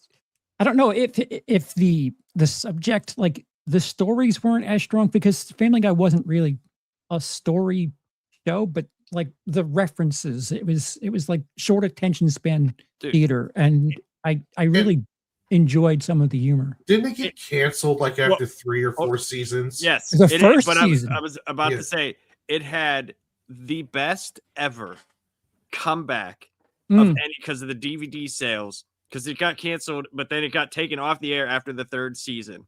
Came back. The 4th season premiere, when Peter stands there and he names all the shows that Fox put on. Like, dude, that was one of the biggest fuck you moments. Like, he named like Greg the Bunny, like, all these like shows that were on. Like, that's pretty funny, dude. That's pretty. It'd be weird just to see now, because but like, man, it was very funny. Yeah. It's one of those things where time it was pushing the envelope like crazy. Yeah. Yes. For sure. Because it was like it came out, and Simpsons was the big running sitcom cartoon, and it was very similar in some aspects, but then it completely differentiated by how much it pushed the envelope and how far it went. And the neighbor was in a wheelchair, and man, they pushed the edge quite a bit there every time they went. Like, holy shit. Parrot. And the first thing Peter does is like cribble, cribble, cribble, cribble, cribble, cribble. Until he gets the parrot to say it. Yeah, like if you take away Family Guy, like I don't think we realize just how much it's had an impact on us. If only the memes, but yeah, it's important to me. Whatever. But Ted, couple more seasons. If Ted keeps up what they're doing right now, it'll probably crack my top 10. Bob, 6. You're muted, Bob. You pulled a gray, Bob. Turning into gray, I know. Anyway, it didn't make my list, but I also love Family Guy as well. Just want to throw it out there that I really like the Star Wars parodies that they did. Yes. Oh, it's so good. Something dark side. Hilarious. Blue Harvest. But my number 6 is Roseanne, and there's not really a whole lot more I can say about it because we already talked about it. But yeah, there's a lot that's relatable to it. But the one thing that I thought really stood out was the chemistry between John Goodman and Roseanne. I thought they were both extremely good together. And there's just so many episodes in there that again, you can really relate to. It had great writing. So that one's my number 6. I did like the revival series that they did. I did not watch the Connors when they wrote Roseanne off the show. But I did like that initial revival they were doing, because they kind of ignored that last season where Dad died, and he wakes up and she's like, "Oh, did you have that dream where you died again or whatever?" And he's like, "Yeah." And she's like, "Ah, just go back to sleep." And they just continued the show as if that never had happened. And I think it sucked that they wrote her off, but it's also a testament to the characters, how well that they were written, that even without her, they could go on another 7 or 8 season run, whatever it was, without her. So yeah, it's the characters themselves were so well written. So Roseanne is my number 6. My number 5 is The Simpsons. And I mean, what can you not say about The Simpsons? The Simpsons, it's still on. You know, the fact that it started from the Tracy Ullman show, and they looked so weird, you know, back then. Even like the first season dealt a lot with like regular problems, you know what I mean? They had like Bart steals, stuff like that, you know, or like I think it might have been the second season or something, like Bart gets an F, you know, like where it's one of those episodes where it's like he really tried, like he's like, "No, you don't get it. I tried this time. Like I actually tried." And him thinking like that he could be stupid, you know, like he's not, like this could be his future of just being a dumbass, and seeing Homer and what he is, and realizing that he might be destined to just repeat his father's mistakes and be a dumbass. You know, like I thought those were really good, but then it got into like when they got Conan and a bunch of the other writers, and it started with like season 3 started having some funny shit with like Mr. Burns and the softball team. I thought was hilarious with Mattingly. "I told you to shave those sideburns." And he's like, literally has like shaved hair all the way up there. He's like, "I don't even know what the hell this is." And Monorail, man. The Monorail was season 4. That's when it started. I thought that was 3. My bad. No, it's 4. That's when I think season 4 is where it started getting like zany and wacky. And that's when it started getting really good. Like there's a couple of things like the Treehouse of Horror, which people love, you know, and the first few, you know, were really, really fun to watch. And then it just got stupid, where it was just like parodying whatever was like popular right at that point in time. You know, you knew like that your show's over whenever like your intro to the show is like a Kesha song, you know, like, fuck, dude, like, what are we doing here? And maybe it's not for me anymore, but man, those first like, well, from season 3 to like 10 was like gold, in my opinion. And there's just so many things that could be. It's one of the most quotable shows in history. I mean, my answering machine when me and he became my brother-in-law, but my ex-brother-in-law, we were roommates. We did the whole like beekeeper routine where it was like you nip the sugar to when you let your guard down. He's like, "Bees usually make a lot of noise. No noise suggests no bees. To the bee-mobile." "You mean your Chevy?" "Yes." Like, there's just so many good episodes, man. Like, just I mean, it was just a timeless show. And when it first started, it when George Bush said we need to be more like the Waltons and less like the Simpsons, that was it, dude. People were like, "Oh, really? We hate you, so let's watch this," you know? And it was, man, that show was so popular. That George Bush episode too, though. Oh, it's so good, dude. So good. It was like Dennis the Menace, but like Bart and George Bush. Yeah. I had the remember when they came out with the music album where the characters are singing like parodies of the different songs and stuff along those lines. Yes. That was He's like, when George Bush spanks Bart, and he's like, "He spanked you, Bart Simpson, you?" Or Homer, he's like thinking of losing his family, and he's like, "Oh, Marge, Bart, girl Bart, and the rest." And it was like Maggie, the dog, the cat, and beer. Like, and the rest. Like, there's just so many good things about that show, man. Oh, boy. Oh my goodness. But yeah, I remember that episode where he was attracted to that coworker, Mhm. and Think on sexy thoughts. and he kept trying to avoid her, and they end up going on that out to that That Chinese retreat, yeah. restaurant together. And he gets the fortune cookie, and he opens it up, and it says, "You will find happiness with a new love." And he's just like, you know. And then they show down in the cellar, and they're like, "Oh well, we're out of the cookies that say you'll find happiness with a new love." And you hear the manager like, open up the barrel that says "stick with your wife." Yeah. Or whenever she's like, "What's wrong, Homer?" He's like, "Oh, you know, we're gonna have sex," and he's like, well, "We don't have to." He's like, "The cookie What you said." told me. Yeah. Or do you remember that episode where the Bart had like that big brother, and then so Homer got jealous and went out and got a little brother, and they were each bad mouthing each other to the other one that they had, and then they end up bumping into each other like at that amusement park or whatever. Mhm. And the big brother's like, "Who are you?" And he's like, "I'm the boy's father." "Oh, you mean the drunken deadbeat?" He's like, "Yeah, that's me." Yeah, that's me. Yeah. But Gray, you're number 5, sir. Fair enough. As long as we're talking Simpsons stuff, since I wanted it enough. on my list, didn't quite make it.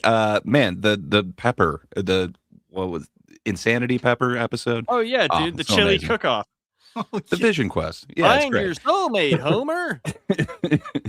Yeah, I absolutely love that.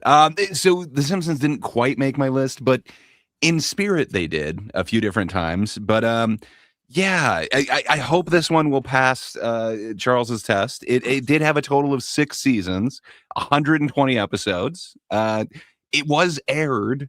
However, only 2 seasons were ever put to like DVD, and it is somewhat lost. I've heard as of recent you could kind of get it, but yeah. So Marta Kaufman, and David Crane, who you probably know from all over TV. Their biggest one is kind of Friends, but they also did like Kind of. Veronica's Closet. They've gone on to do like Netflix series Frank and Gracie. Well, they did this other one that's a little less known, but man, so I came to it way late. I didn't have cable as a kid, so I discovered it way later on. Sounds like you didn't through have the regular DVDs. television either. I don't know, man. It was my babysitter. We had the regular channels. I had the Did rabbit you? ears. Yeah. They all affected me. I've seen them all, but I have seen sitcoms perfected, and that's why my list looks the way it does. But if you could have kind of my childhood, that being sat in front of the TV, and that's what raised me, and then that's why every social interaction I have, suddenly, like in my head, it cuts to like different sitcom moments. You get this weird HBO show called Dream On. It's this weird adult sitcom, and man, it was kind of the first time I saw kind of what feels like a sitcom version of my life, kind of like brought out. It very similar to the way that I was kind of raised in this thing, but man, I absolutely love it. And I don't know how. So it stars Brian Ben. I don't know how that dude isn't like a huge star. He was just amazing in this role, and like that's it. He was in a couple of other little bit parts, but man, I don't know. I would have thought that this dude was going to be like a star. Like even David Schwimmer went on to way more. But yeah, I sadly, sold he a did. TV to his blonde secretary. She Nice. was in Best Buy when I worked there, and I was like, "Hey, I know you from something." And sorry. Well, she was an awesome character. But it also had Wendy Malick, which I love her in Just Shoot Me, but man, there's something to the role of his ex-wife in this one, who is married to Dr. Richard Stone, who is the most perfect man ever created. It is an amazing show that just it impacted me in so many different ways. Michael McKean, from like Spinal Tap fame and a whole bunch of other things. He just happens to be the boss like the last 4 seasons. There's so many amazing things about this show, but it was an adult HBO version of a sitcom. And man, it kind of paved the way for a lot of these other ones that to kind of come up. But yeah, Dream On. I absolutely dig it. It's weird because it is kind of those real sitcom values meets HBO in a weird way, because it is that Marta Kaufman, David Crane thing. They are known for like super sitcom things, Friends, Veronica's Closet. But man, they just knocked it out of the park for me with this one. Everyone talks about Friends, but man, Dream On. It hits so much harder for me. So yeah, try and find it. I bet you won't be able to. Good Lord. No, sure. Warren, you're number 5.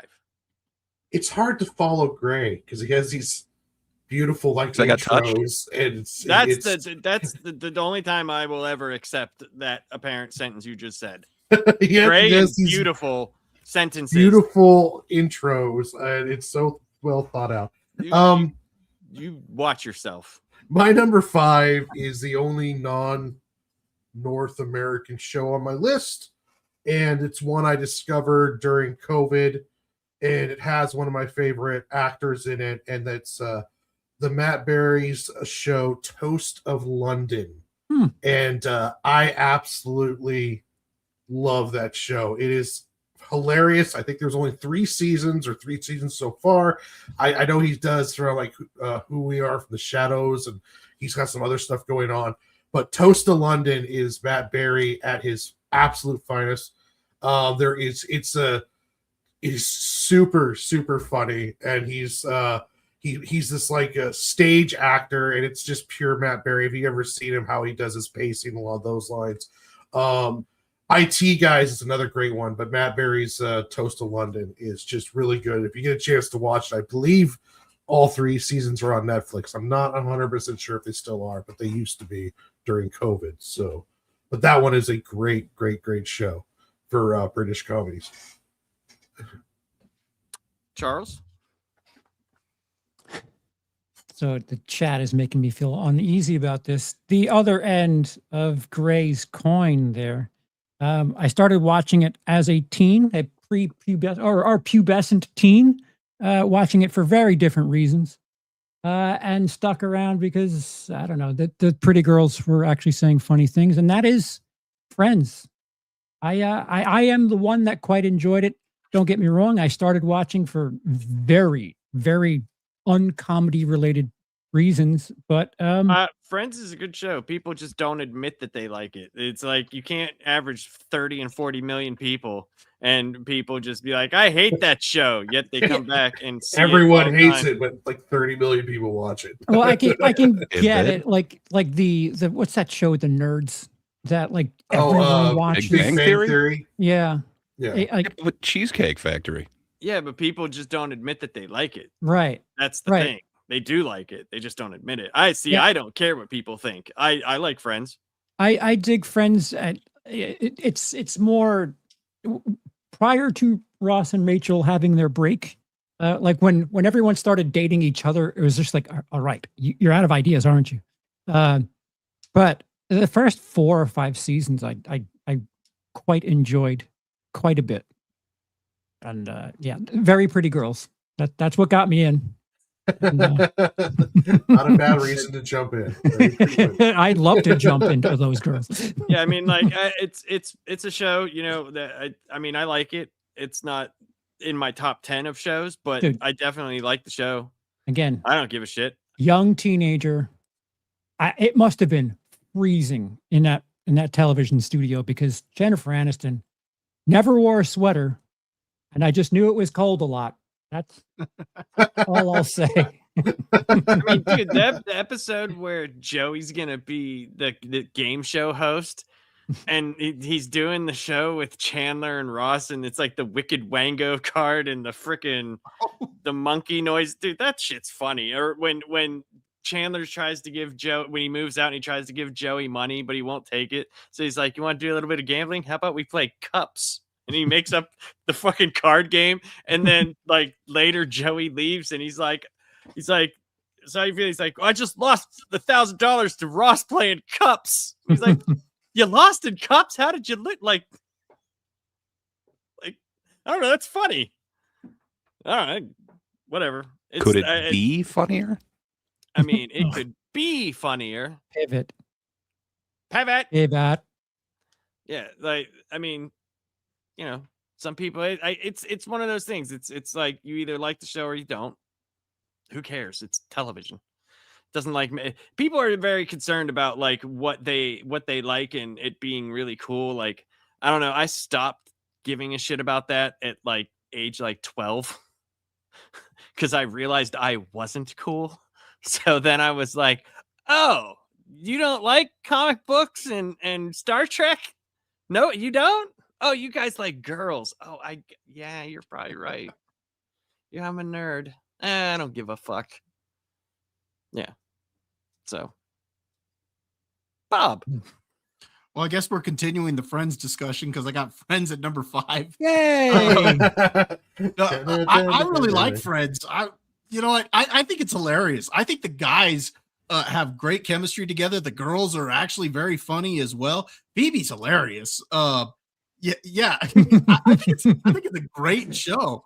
One of my favorite episodes is when they were having the game against each other to where they end up for the apartment. Yeah. Yes. I think that's a hilarious episode where they're trying to figure out who knows who more than the other. I think that's a good one. The episode where Ross buys the leather pants, I think is great. So yeah, or the one episode, I don't know if you guys remember it, but the one where Ross goes, he starts dating this new girl and he goes over to her place and it's like an absolute dump. And he doesn't want to have sex with her. So he goes, she's like super hot. Yeah, so he goes to get encouragement from Joey, and Joey's like, "You go over there and you have sex with that pig," you know. And next thing you know, there's like a rat running around, and he goes to kill it. And it's like her pet rat. No, she's like, oh, her gerbil was loose, and then she's like, "That's what it was." Don't worry, it wasn't the gerbil; it was just this dead rat. Oh yes, that's what it was. Yeah. Oh, so yeah, there were a lot of good episodes with Friends. I can still watch some of those episodes and laugh today. So Friends is my number 5. All right. I agree. So my number 4. Come on, list. My number 4 is Cheers. So Cheers to me is a show for me that I can watch at any time, and I've just seen it so many times, and it's one of those shows that's like, I guess you call it comfort show, I guess, because it's just, I can just turn it on. I have the DVDs and I can just turn it on. And I love each iteration. Like the only character I really didn't care for was Diane. Like she was just very annoying to me, but I understood Shelley stayed too long. Yeah. The Waka Waka Waka. Fozzie Bear, everybody. Are you a Coach man or a Woody man? I like Coach, but I like Woody as well. I think they're both great at what they do. But Coach had so many good one-liners, just so many good ones, and he just his way of playing dumb, man. Yes, Ernie Pantuso was phenomenal character, and so apparently, like he was really sick the last 2 seasons of the show that he was in, and he didn't tell anybody. And then Ted Danson saw him. I think he was like adjusting his big toupee or some shit off the side, and saw him like wheezing and coughing up stuff, and like realized like, oh shit, like he's not going to be around here much longer. And they had that dedication episode to him, and it was cool because it like when Woody came along, it revitalized that aspect of the bar, right? Because Sam behind the bar is one thing, but Woody being the main bartender, the interactions between the people became better because, you know, obviously he's just doesn't understand what the hell's happening. And dude, when he wrote the song for his girlfriend Kelly, who was the multimillionaire family, and the words were just Kelly, Kelly, Kelly, Kelly. I don't know, that gets me every single time. And just Cliff Clavin is one of the funniest characters to me. He has an answer for everything. just an answer for everything. And there was that episode where he finally finds a woman, and it's at one of the Halloween party. They have a masquerade party, and like he ends up falling in love, but doesn't, like, he tries to go for it. I can't remember if it works out or doesn't work out, but like just the banter between Carla and Cliff was just phenomenal. Like Rhea Perlman was hilarious. And I don't know. I love that show. I think it's great. It's one of those ones that I actually got to watch a lot of the full run of it while it was airing. And I don't remember like the first couple of seasons because I was like 5 and 6 years old, you know. But man, that last episode of Cheers, I remember them like what's his name? Bob Costas doing like an hour before. And then after the show, they were on like the Tonight Show or whatever, and the cast was so drunk. Like they were so fucking hammered. And I know it, like the TV people were none so happy with them. That was on the box set, that they were like so fucking hammered. But that is my number 4. Gray, your number 4? Yeah. So my number 4 is an interesting one. I think it would fit most of your criteria. It has 5 seasons. Sadly, it didn't quite get to syndication. It has 97 episodes. Apparently, you need 100 to truly get there. I do consider this to be one of the Jackie Browns of sitcoms.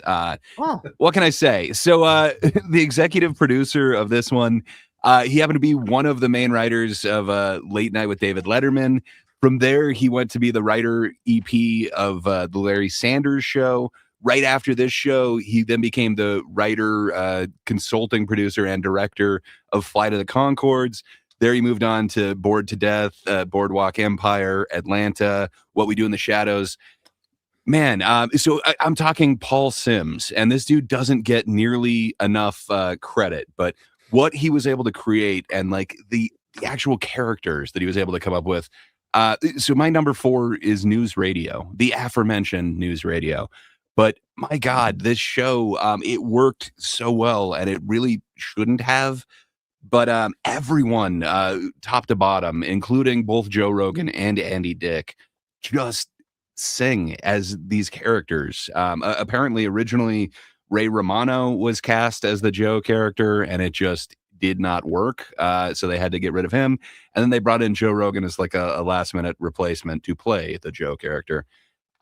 Man, so we've given credit to Phil Hartman and Andy Dick and Joe Rogan, but the main star of this, Dave Foley, who previously I'd only seen in like Kids in the Hall, but man, he is so amazing as the Dave character. He brings this weird, grounded, like kind of center to all this wacky shenanigans that are going on all around. Very quirky character, yeah. He is. And then Morna Tierney, just, I love me some Morna Tierney. And this is kind of her at the best. And then I don't know why everyone remembers Kathy Griffin. Instead, they should remember Vicki Lewis. She is the better version of Kathy Griffin in every single way. Everyone on this was amazing.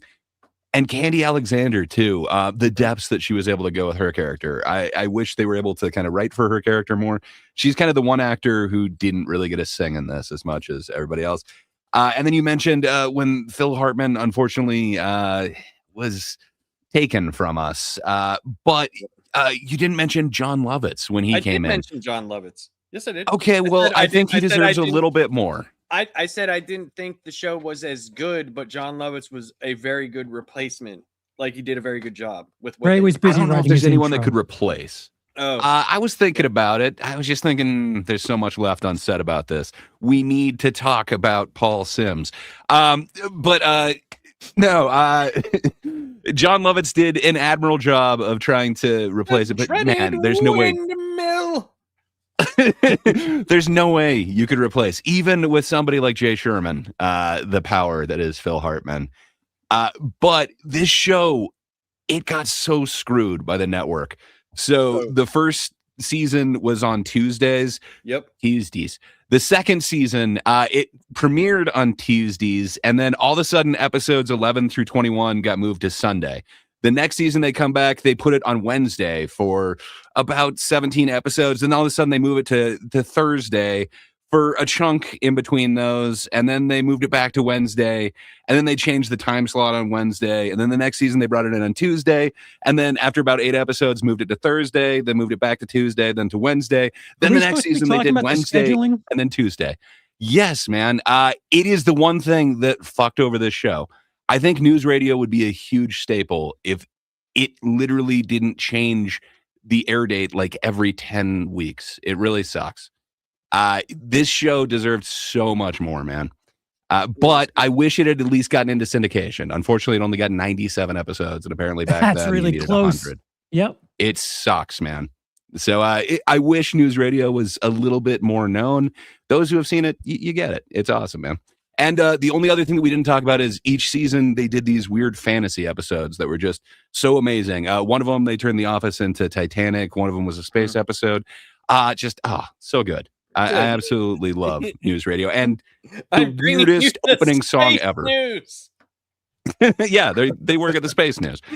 So everything is just space. It was great. But Mike Post created like the weirdest theme song that is like maximal.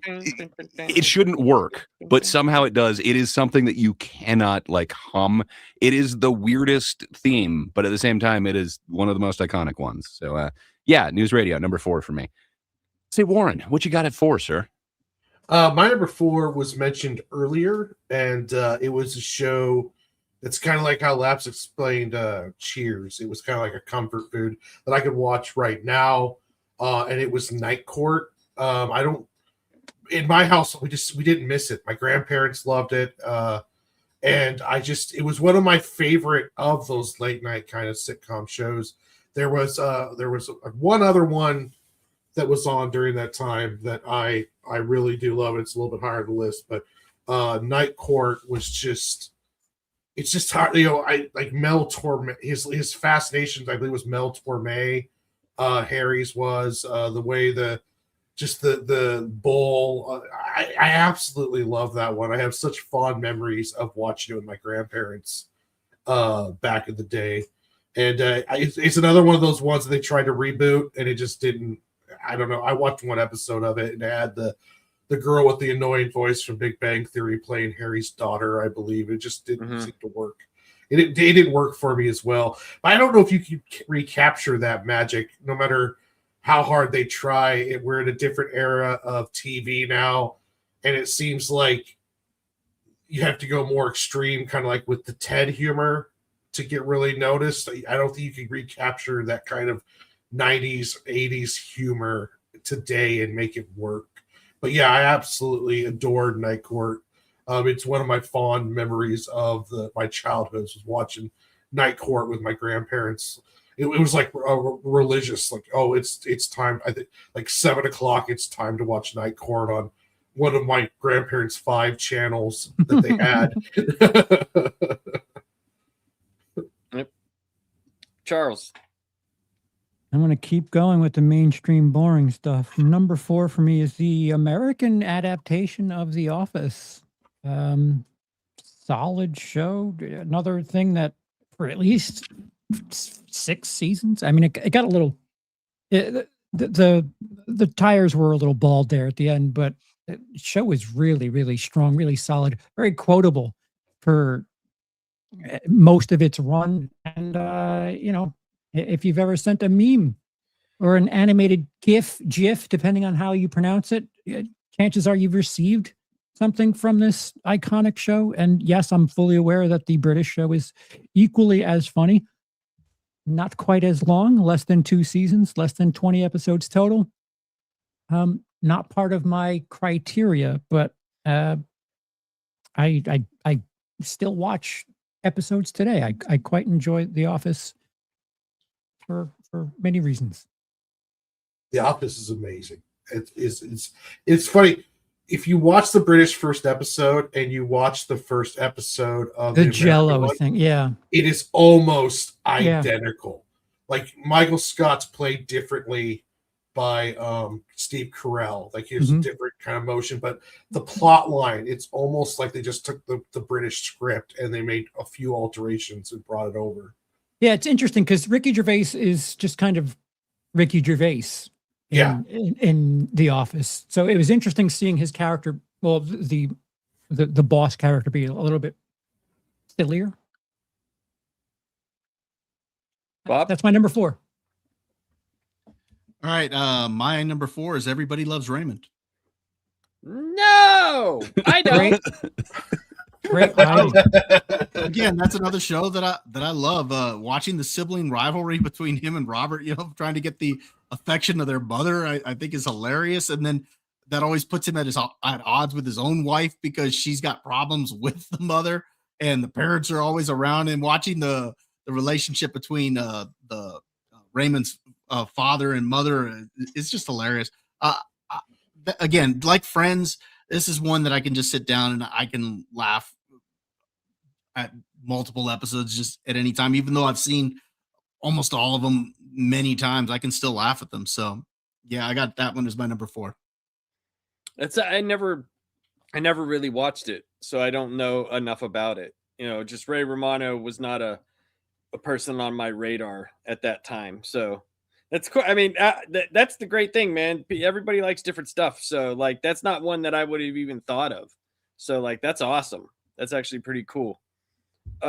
So my number 3 is Trailer Park Boys. And I love that show. Like I can watch any season of that show besides I love the jail seasons, but any season of the first 12 and just leave it on, and it doesn't matter where it picks up. It's just, dude, so good. The freaking Ricky, when Orangey died and Bubbles like had to tell him that he wasn't really dead, and the thermodynamics and the time space continuum, and that whole explanation is just fucking hilarious. And Jim Leahy is one of, I think, the best characters ever. Like, I just think he's one of the greatest characters ever. And man, that show is so good. It shouldn't work, but it does. And I don't know. There's just something about it that I just love. I just think it's just, I don't know. It's just something like they're all fighting for a trailer park. It's amazing. Like every season, they come up with some crazy idea to become rich, and then it's just all of this crazy shit happens. Like, what was it, like stealing quarters out of what was it? It was, they were stealing quarters one season, and I remember Ricky had like this black tar type kind of weed stuff, and he paved his driveway with it because he had to hide it. So he essentially just like paved his driveway with it. And they had the bar in that one, and they tried to do a car auto shop. And yeah, it's just amazing. Plus J-Rock, dude, and the rock pile, like J-Rock. Every time, dude, someone brings up Europe, I always go, "We got this from Europe." Like, he plays an Amish guy on that other Canadian show. What the fuck is it called? It's got like the Farm Boys, and I forgot what it was, but yeah, that guy who plays J-Rock is really, really good actor. He's actually really funny. Yeah, I don't know. I love that show. I love it. It's great stuff. But yeah, Gray. So I totally respect having that one at 3. Perhaps it is a little low on my list. I would totally take that. There's one show that it shares almost that kind of, I guess, if you want to be like hoity-toity about it, that like comedy verite thing. I guess The Office kind of has that too, where it's got this kind of mockumentary thing, but kind of not. And there's one show that I think can compete with the characters on Trailer Park Boys. Just every one of the actors is like knocking it out of the park on this. So for me, that's Arrested Development. It's a little bit more traditional, but at the same time, man, it's so off kilter. But Jason Bateman basically playing like the straight man, but he's in on the joke, but he's doing the mugging for the camera, but still it's interesting. But then you've got just the wacky family, which every single person is a cartoon character. It's possibly the best role that Portia de Rossi has ever played, and possibly the only one that's ever worked for me. But man, once you get into everybody else, Will Arnett is just amazing. Job is just this amazing, I don't know, comedic powerhouse. And then him being followed up by Tony Hale as, the other brother, just Buster. It just, man, Dolphin bit my arm off. I dig what everybody is able to do in this. But the parents, Jeffrey Tambor and Jessica Walter, just, man, so perfect. And there's so many lines from this that I still, every time I hear no touching, like it automatically takes me back to this. Anytime I hear anyone talking about Blue, it goes to David Cross as Tobias, which Tobias Funke is just amazing. It introduced me to Michael Cera, and I think this is like the perfect version of a character that Michael Cera should play. I absolutely love Scott Pilgrim, but I think he's more of a George Michael. He is George Michael. Everybody that's in this one, even Leah Swakat is kind of perfect as maybe. And I gotta be honest, every time I hear the name Anne now, I just start thinking like, don't be an Anne hog. It's weird. We also have this restaurant near me that the name is very close to Anne Hogg. This show comes up way more in my mind than it really should. I hear what everyone's saying about the 2 Netflix seasons not being great. They're not. They're not on par with everything else that this show is able to do. But I kind of respect what they were trying to do. I don't think it was successful by any means, but I've seen quite a few things that they've brought back that were worse. I think it gets some hate. But yeah, if I had my druthers, they would not be included. But I'm willing to include them on this. They're not perfect seasons, but they're not the worst kind of comeback that there ever was. Gray's got druthers, everyone. And they're here. I do. They're here right now. If I can have my druthers. But yeah, there's always money in the banana stand. It comes up way too much. And then the whole Never Nude thing. Just, yeah, I absolutely love everything about that show. I will put up with the last 2 seasons to get the amazingness that was those original run. So yeah, that's my number 3. What you got at 3, Warren? My number 3 is a nostalgia pick for me. I don't even know if it really deserves to be this high when it comes to like if I was being like was it objective with its quality, but it's one that I watched almost, I believe, all the way through it. I'm not 100% sure. It was on the USA Network, and me and my mom never missed an episode, and that was Wings. It had Tim Daly in that it. Was on that was on NBC as well. Oh, was that on NBC? When I was watching it was on USA, so I'm not sure if we were watching reruns or what the deal was. Yeah. It was they had Tim Daly and his brother Brian, and then it had what's his name? The guy who played Monk. Yeah. Tony Shalhoub, man. Tony Shalhoub. Yeah. And Hayden, what's this? Hayden something. Thomas Hayden Church. Yeah, Thomas Hayden Church. That show I absolutely it gave me a lot of like Night Court vibes on some levels. I don't know if it was just but I just absolutely love that show. And I remember watching it just like the point where Tim Daly's character finally proposes and gets with the girl who was in the lunch stand when they brought in the sister character that his brother fell in love with, the guy behind the counter of the rival airplane company. I absolutely love that show. That was something that me and my mom watched almost religiously on USA. And the rival airplane was done by Roy. Yep. Roy. Mm-hmm.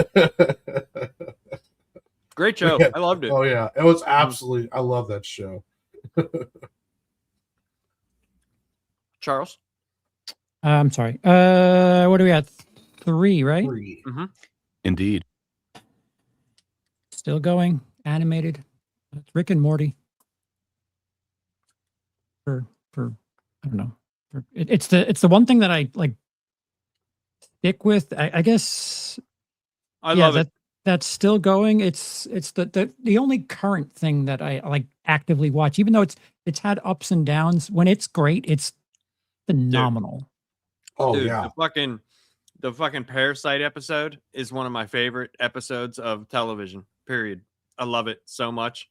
Just Sleepy Gary, dude. Sleepy Gary. It like you look at every character in that whole thing. I have it on my wall. All the Sleepy Gary character makes no sense because, like, yeah, he's trying to get out, right? But he's really not. He's trying to get with Jerry. And there's actually a comic book series about Sleepy Gary. That's how much. But like, he's like, whenever they're trying to get Rick to remember the barbecue, and he's like, Hammer Eye, and he's like, oh, Rick, you remember the barbecue? and Sylvester, like, dude, so Ghost in a jar, like, it was a photography raptor.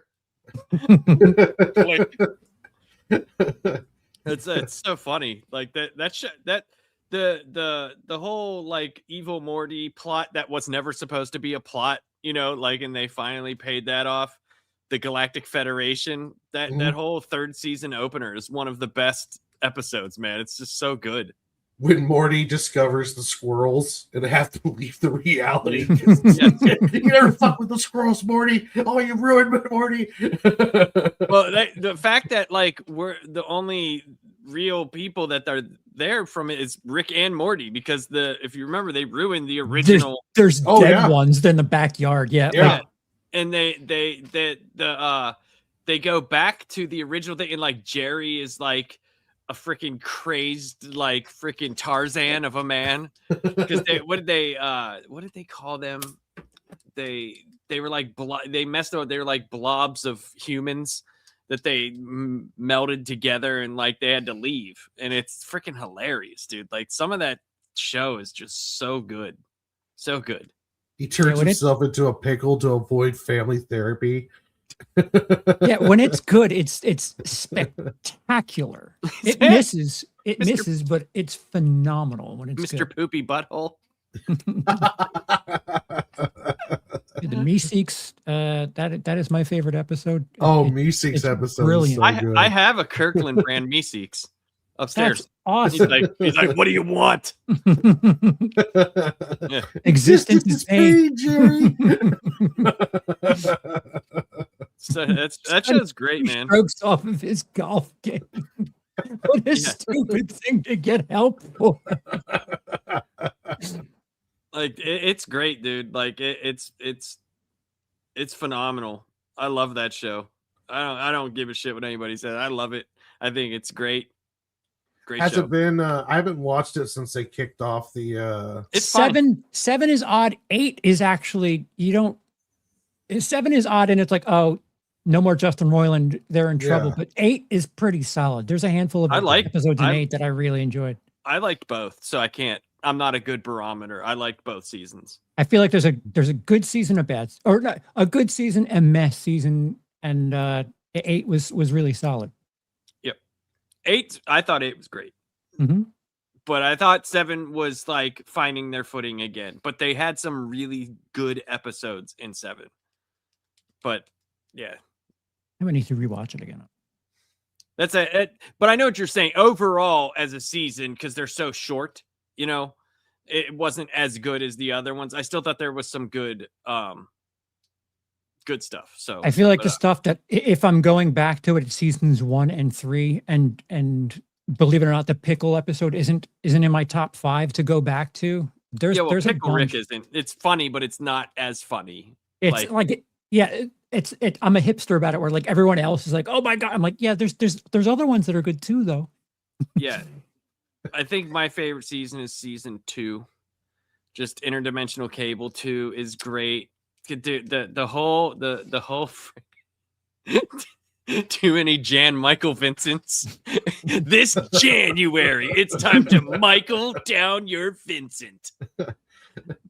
I love the episode where Rick has like the fake acid vat and Morty makes fun of him. Yeah. And then he turns around and then prestiges him. And he's so, you prestige Morty. You killed all those Mortys. Yeah, the vat of acid episode. Yeah, that's great, man. There's so many good ones, dude. There's so many good ones. Then Steely, this is mine. This is mine. This is mine. And it's just the thing that steals things from other people. It's just so fucking stupid, man. And a lot of that was improv, which is great. Most of it was, yeah. Yeah, so great. So funny. But Bob, you're number 3. I've got the Cosby Show at number 3. Despite everything that happened with its lead actor down the line. What happened with him? What do you mean? Yeah, what did he do? The show itself is fantastic. What did he do? What did Malcolm Jamal Warner I'm just tired all of a sudden. I don't know what. Yeah, I don't really want to go into that, so we can stay on YouTube. The show itself, though, is fantastic. I think it's extremely well written. All of the actors have great chemistry with each other. Bill Cosby has great chemistry with Felicia Rashad. All of the kids are great. Malcolm Jamal Warner, Keisha Knight Pullman, all of them are great. It's just some of the stuff that they do in the show and the the situations and the way they write it, I think is just hilarious. Like it right from the first episode, it lets you know the show's going to be a little bit different. Like where they get to that scene where Theo is telling his dad he wants to be just a regular person. He doesn't want to be, a doctor or a lawyer or any of that. And so, he gives this whole speech about how, Dad, why can't you just love me for me? Not because I'm special like you, but love me for me just because I'm your son. And the audience starts clapping and everything because he gives this great speech. And Cosby's like, Theo, that's the dumbest thing I've ever heard in my life, man. No wonder you get D's in school. And right off the bat there, it lets you know the way the writing is going to be. It's going to be a little bit different. And I think it's a great show. Kids get the brain damage from the rap music. Yeah, some of the stuff they do. Like, remember the episode where the daughter had snuck out to go see a band in Baltimore, and when they get home, they keep asking her questions, and every time she goes to answer, the mother's like, "Shut up! Don't you speak to me unless I ask you a question." She's like. I mean, it's just hilarious the way that the show's written. I love the Cosby Show. Again, controversies aside, because it's hard to go back and rewatch this now because of it. But the show itself is still good. I think to me, I don't know, man. I guess I'm just a very cold person because I for some reason I don't let stuff like that bother my experience of watching shows. I'm a horrible person. I'm like, I know what you mean. You're separating the art from the artist. And I'm one that does that as well. But one of the reasons why I say it's hard to go back and watch it is they don't show it anywhere because of That's that. Very true. It's very hard to find it now. And every episode that I do watch still, if I do happen to catch it somewhere, I'm still laughing at it. I mean, like I said, it's a great show. Mm-hmm. Yeah. I mean, it was one of the most popular shows of all time. Mm-hmm. Yep. My number 2 is MASH. MASH for me is one of my favorite shows of all time. I actually just rewatched it not that long ago. That's sad. That's very sad. But I love the 3 iterations of MASH. I was gonna say, which one's your favorite? There's the Henry Blake iteration. And then there's the Colonel Potter iteration. And then there's the Frank Burns. And then the Charles Emerson Winchester, the third.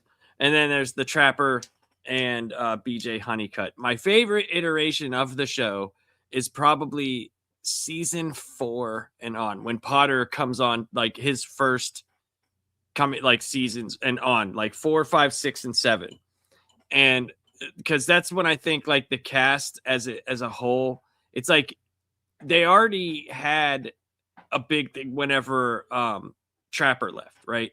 That was big. But when Henry Blake left, at the time, like I wasn't around, but at the time, apparently McLean Stevenson was so popular, and he had talked about this, that like people were telling him like, you could have your own show, like you're so popular. But what he didn't realize, and he said this himself, he was like, people didn't like McLean Stevenson, they liked Henry Blake. That's who they liked. So whenever he left, and the way that they wrote him out of him, dying, getting his plane getting shot over the Sea of Japan, in that very famous scene, apparently none of the actors knew. The only one that did was Alan Alda, and they had them stay for an extra scene that they filmed in the surgery rooms. They didn't know, they didn't even have an inkling that would be it. So the reactions that you got were genuine. And I mean, yeah, it got preachy. There was very preachy episodes, but like the funny episodes were funny all the way. And if you don't like very short one-liner humor,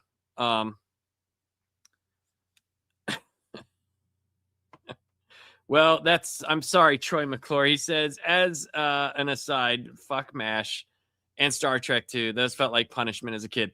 Well, I mean, it's because you didn't watch it enough. If you watched it enough, then you learned to enjoy it. It was great. I love Star Trek: The Next Generation. I think Deep Space Nine is the best Star Trek, but that's just me. But MASH is just one of those shows to me that I just love. I think everything works in the show, and yeah, that's it. Number 2, Gray. You're number 2. So I can definitely see that. I guess I'd have to go Potter, Honeycutt, Charles, man, myself. I like the latter part of it. They got real goofy, and I enjoyed that. Yeah. But my number 2, so it's related to something that's been brought up before, but I think there's just like a slightly more grounded, slightly better version of this. So I think this one's going to match everybody's list or meet their criteria, since there's 14 seasons of it. There's 269 episodes. It got into syndication. It was playing all the time, but this had kind of the opposite thing that News Radio had. It had consistency, and they put it in a really good time slot. So it just kind of took off from the beginning. But King of the Hill, the American animated sitcom from Mike Judge. Man, I think that's my number 2. Just when you look at I'm positive, but I was gonna soft shoe into it, but all right, I was gonna build a case and then triumphantly say it was number 2. But yeah, when you think of just the guest stars alone, you got Brad Pitt, Tom Petty, Alan Rickman, Meryl Streep, Ben Stiller, Matthew McConaughey, Michael Keaton, Jennifer Aniston, Johnny Depp, Lucy Liu, Governor Ann Richards, Chuck Mangione. Man, just name on top of name, but that doesn't even begin to scratch the surface. Just the stars of it alone. Mike Judge, Hank Hill, just that is one of the most iconic voices. And it went from this Beavis and Butthead character to, man, it is this fully fleshed out character that I truly believe that there is an assless man out there who is that obsessed with propane and propane accessories. But not just Mike Judge. Then you get Kathy and Jimmy. I absolutely the boy ain't right. Whoa. I love me some Mike Judge, man. But yeah, Kathy Najiminy. Yes, she's amazing in Hocus Pocus, but man, as Peggy Hill, it is the most iconic character, and there is not a damn time where I don't see pasta noodles and think spaghetti and meatballs. I don't know why, but it has to be spaghetti. Anytime I see anybody with sloppy joes or a commercial for it or whatever, all I think is the line like, all sloppy, no Joe. There is just so much. You want them extra sloppy? That's all I think about. There's just so many amazing things from this. But man, so Brittany Murphy as Luann is just amazing. I miss me some Brittany Murphy, but Pamela Adlon as Bobby Hill. Not only is she amazing in every role I've ever seen her as, but my God, Bobby Hill feels like a real ass character. And then when you get into kind of the crazier ones, yeah, a real ass character. I don't want to say a real boy because she's not a boy. Come on, man. It's a boy. real ass character. But Johnny Harwick, Dale Gribble is so amazing. Stephen Root as making my list twice. Not only is he Jimmy James in the other one, but hey, we also get him as Mr. Strickland and a whole bunch of other people on here. Toby Huss, you might know him from Seinfeld, but my God, is he amazing? Takeover for Dale Gribble in the reboot, but also as Cotton Hill, just iconic. Everyone on this. You even get Tom Petty as a regular and Breckin Meyer. Who doesn't want Breckin Meyer as a regular? Come on. But yeah, even the revival, the new release of King of the Hill, it's better than most of those reboots or bringbacks or whatever the hell you want to call that. King of the Hill is stronger than it deserves to be. But I think the time slot did a lot for that. It did preempt The Simpsons and then X-Files. So it was a shoo-in. And then they basically kept it on Sunday. Unlike News Radio, who every 7 episodes was made to change its schedule. So, first yeah, 10, I think it was. Now it's 7. Next time you talk about it, it's going to be like every episode, it was on a different day of the week. On average, it was every 7 episodes. That show deserved better. It deserved to get into syndication. But since I can't have that, I have me some King of the Hill. I have Lady Bird. What can I say? I absolutely love this show. I can't see somebody say My Purse without thinking like, I don't know you. It's great. So watch you some King of the Hill if you haven't. That's my number 2. What you got at number 2, Warren? My number 2 was another one that was mentioned earlier, and it is Roseanne, and it is essentially a working class, poor sitcom, and it was the one that was like, I felt like that was my family. Like my dad worked in a mill, my mom worked. My family all lived within like 2 miles of each other, so my uncle was constantly over. The grandparents were close. And Roseanne, with that comedy, it just, I don't know, it just struck a chord. I felt like I was, like, that was the closest thing I had to being represented on TV, like family-wise. Like, it was just, it really struck a chord with that look. Like I thought we were middle class because we had like a house and my dad worked in a mill. But when then I got older, I really found out real quick that we were like poor, like working class poor essentially, and struggling to pay all the bills, and just the relatability of what they went through. I remember the one where I think it was Jackie. They found out she was being abused by her boyfriend, and Dan knocked him out, and then the cops come to pick him up, and then they're like, "Hey, Dan, we got to take you in," and then she feeds him some chicken before they leave. It was like KFC. And the best part about that though is whenever he's sitting in jail and he's like, "You got someone here to come get you," and he's like, "Oh, thank God," but it ends up being Darlene. Oh, that was so like, good. Well. And he's like, "Oh, Jesus Christ." Yeah, it's a good show that balanced that kind of comedy, but they didn't seem to go too crazy with it. And then also too, they had like a lot of those sitcoms did that, where it was like once a season you had the serious thing happen. A character either passed away, or you found out like, Jackie was being abused, or someone was into drugs. I think the older sister was an alcoholic, but I don't know if that was, that was part of it. And then they replaced her. Becky?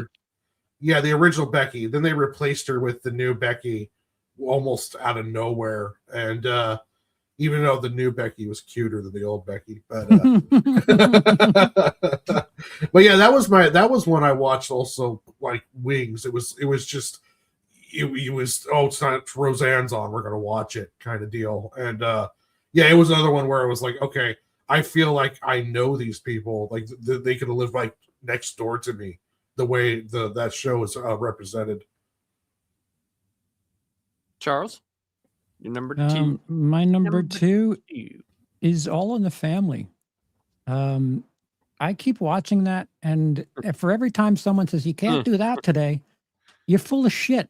First of all, people just can't maneuver it and do it well. But I watched. All right there, meathead. Yeah, you want to talk about progressive sitcoms? All in the Family. There's like the shit that they were tackling, and to Warren's point before, every now and again they would have like a serious episode where they managed to tackle something that was controversial for the time, and still managed to show you different perspectives and be really funny while giving you some serious stuff at the same time. I just think that people who say things like you can't make that show today, I disagree. It's just a point to the fact how well that show was crafted. I don't know how many comedians, how many writers, how many sitcoms that show influenced, but it's got to be dozens. And I really think without All in the Family, there's like a gaping hole in our entertainment. I don't know if it's. I agree with you. Like, I don't believe that you can't make something like that today. But the problem is that no one has the balls to make anything like that today. Well, I mean, wait till I get to my number one.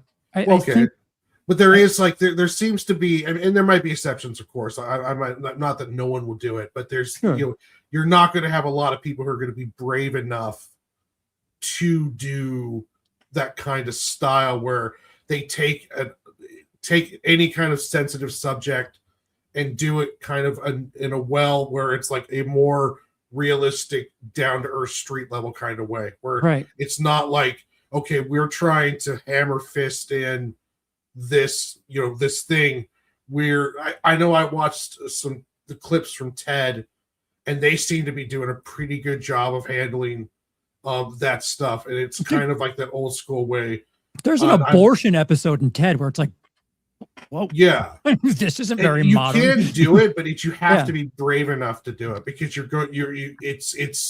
we live in a very sensitive culture, and people are really worried about huge amounts of backlash. But I really think that there's probably more want for it than what they're worried about. Like, I think the negative voices are louder than what that they represent. I think there's too much of a need if you're to have a modern incarnation of Archie Bunker, like the heavy-handed nature, they would have to have like to go so far in the other direction to like prove him wrong, and the show did it just fine. Like, I think you can cover these subjects without it being so childish, the way you wave your finger to the audience. Like, you don't have to talk down to the audience. You can give them the information. Mm-hmm. Yeah, I agree. I'm pretty sure that, like, I don't watch as much TV as I used to. I'm way too busy doing comic book stuff and drawing. So there might be plenty of shows that do it now. It's just I'm kind of out of touch with what's going on. But I've noticed it seems like people aren't as brave to do it as they used to. But on the flip side, you can't just make a show where you just say the N-word. Like, it's got to have some sort of contextual reason. Like, I get people trying to swing so far in other directions where it's like either too sensitive or like just saying the thing because lol. Do you get it? Like, no, you can say it, but can it mean something? Can it be humorous? You just saying the N-word doesn't mean anything if you're just like trying to push boundaries. But that show had pushed boundaries and had something to say. I think it's just a testament to the quality where people think you can't do that, but you can, but they just did it really, really well. Yeah. Bob, your number two? Yeah, I'm going to give you my number two and my number one just because I do have to jump off. Okay. I got to be up early tomorrow. But my number two is Coach. I love Coach. Oh, yeah. Oh, wow. Luther, dude. Luther. Yeah, Coach was great. And I don't know why, if I like it so much because I was a football player in high school. So I love the football aspect of it, seeing these coaches and, he's dealing with assistants that aren't really the smartest bunch of coaches that you could have out there, but they're hilarious. And then his girlfriend Christine, she doesn't really care about football the way that he does, but he's the typical man, and he's always saying the wrong thing, which puts him at odds with Christine, where he ends up putting his foot in his mouth. But I love Coach. Coach is a fantastic sitcom. Again, this is another one that I can still laugh at to this day. I actually bought the whole series and went back and started rewatching those, and I'm still laughing my ass off with those. Yep. So I love Coach. And then for my number one, I've got Home Improvement. I think Home Improvement is, again, it's another one that's hilarious. Tim Allen is great in this. Yeah, he's great in it. The accidents that happen on Tool Time are hilarious. I love how his assistant Al is just like the opposite of him. What was Pam the name Anderson of the neighbor? Wilson. Yes. Yes. He's great. What was the actress's name who played Jill? Because she was great as well. I don't know why I don't know why I'm blanking on her name, but she was really good with Tim Allen. As Patricia Heaton. Right? Okay, was that it? Isn't she Raymond? Yeah, no, she was Raymond. Yeah. But yeah, I can't remember it. Yeah, she was really good as well. Patricia Richards. Patricia Richards. There you go. Patricia Richards. That's Troy. Yeah, they had great chemistry together. Kind of like Coach. Tim Allen's character in Home Improvement was the typical man, always saying the wrong thing. And some of the situations were hilarious. Like I remember this one episode where he had hired this guy to put in like some granite countertops, and he was all excited because he's like, "Oh, I finally got the granite guy," and he's all excited that he's going to get the best granite. Well, the guy turns around and hits on Jill and tries to kiss her, so she fires him and has to tell Tim that she fired him. And she's like, I hate to tell you this, but I fired the granite guy. He's like, oh, for a second there, I thought you said you fired the granite guy. And she's like, well, I did because he hit on me and tried to kiss me. And he looks at her and he goes, you fired the granite guy? That's what he was worried about. And so I just loved how he would always be focused on the wrong thing. But he would always get his advice from Wilson, and that was always fun interactions watching them talk life and stuff. So yeah, Home Improvement is my number one sitcom of all time. Man, you didn't even mention Jonathan Taylor Thomas or Zachary Ty Bryan or all of the boys were great. Mark was. Yeah, well, until he turned into a goth kid. What was that? But he comes back to towards the end of the series, he's not goth anymore. So he did kind of outgrow that phase. Yeah. All right. Well, Bob, thank you for joining us, man. Get some sleep. Sorry it took it so long. Oh, no, it's good. I just got to get up early. Last weekend working. From now on, I should have more time to be on here longer if we run later. Awesome. So, all right, you guys have yourselves a good night. Yes, sir. See you, sir. Yes, sir. Right, respectable list. Yep. So my number one is a show that is willing to go there and goes there all the time and does things that you're not supposed to do on TV. My number one is It's Always Sunny in Philadelphia. And it's still good. This past season was fucking gold. It was so good. It was like, it felt like one of their older seasons, but like there's so many good episodes of that show.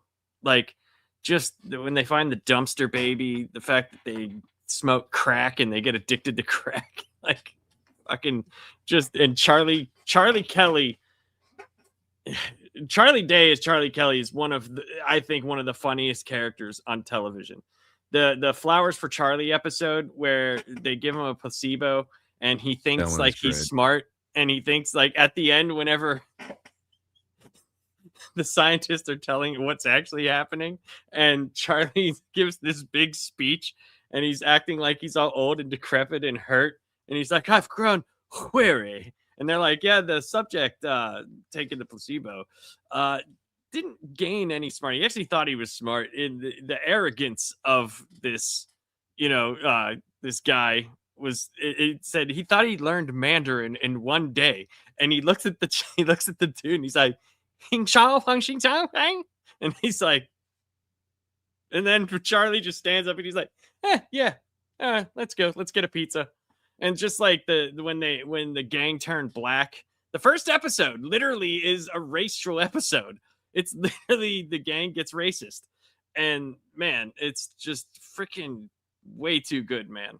Way too good. I don't know.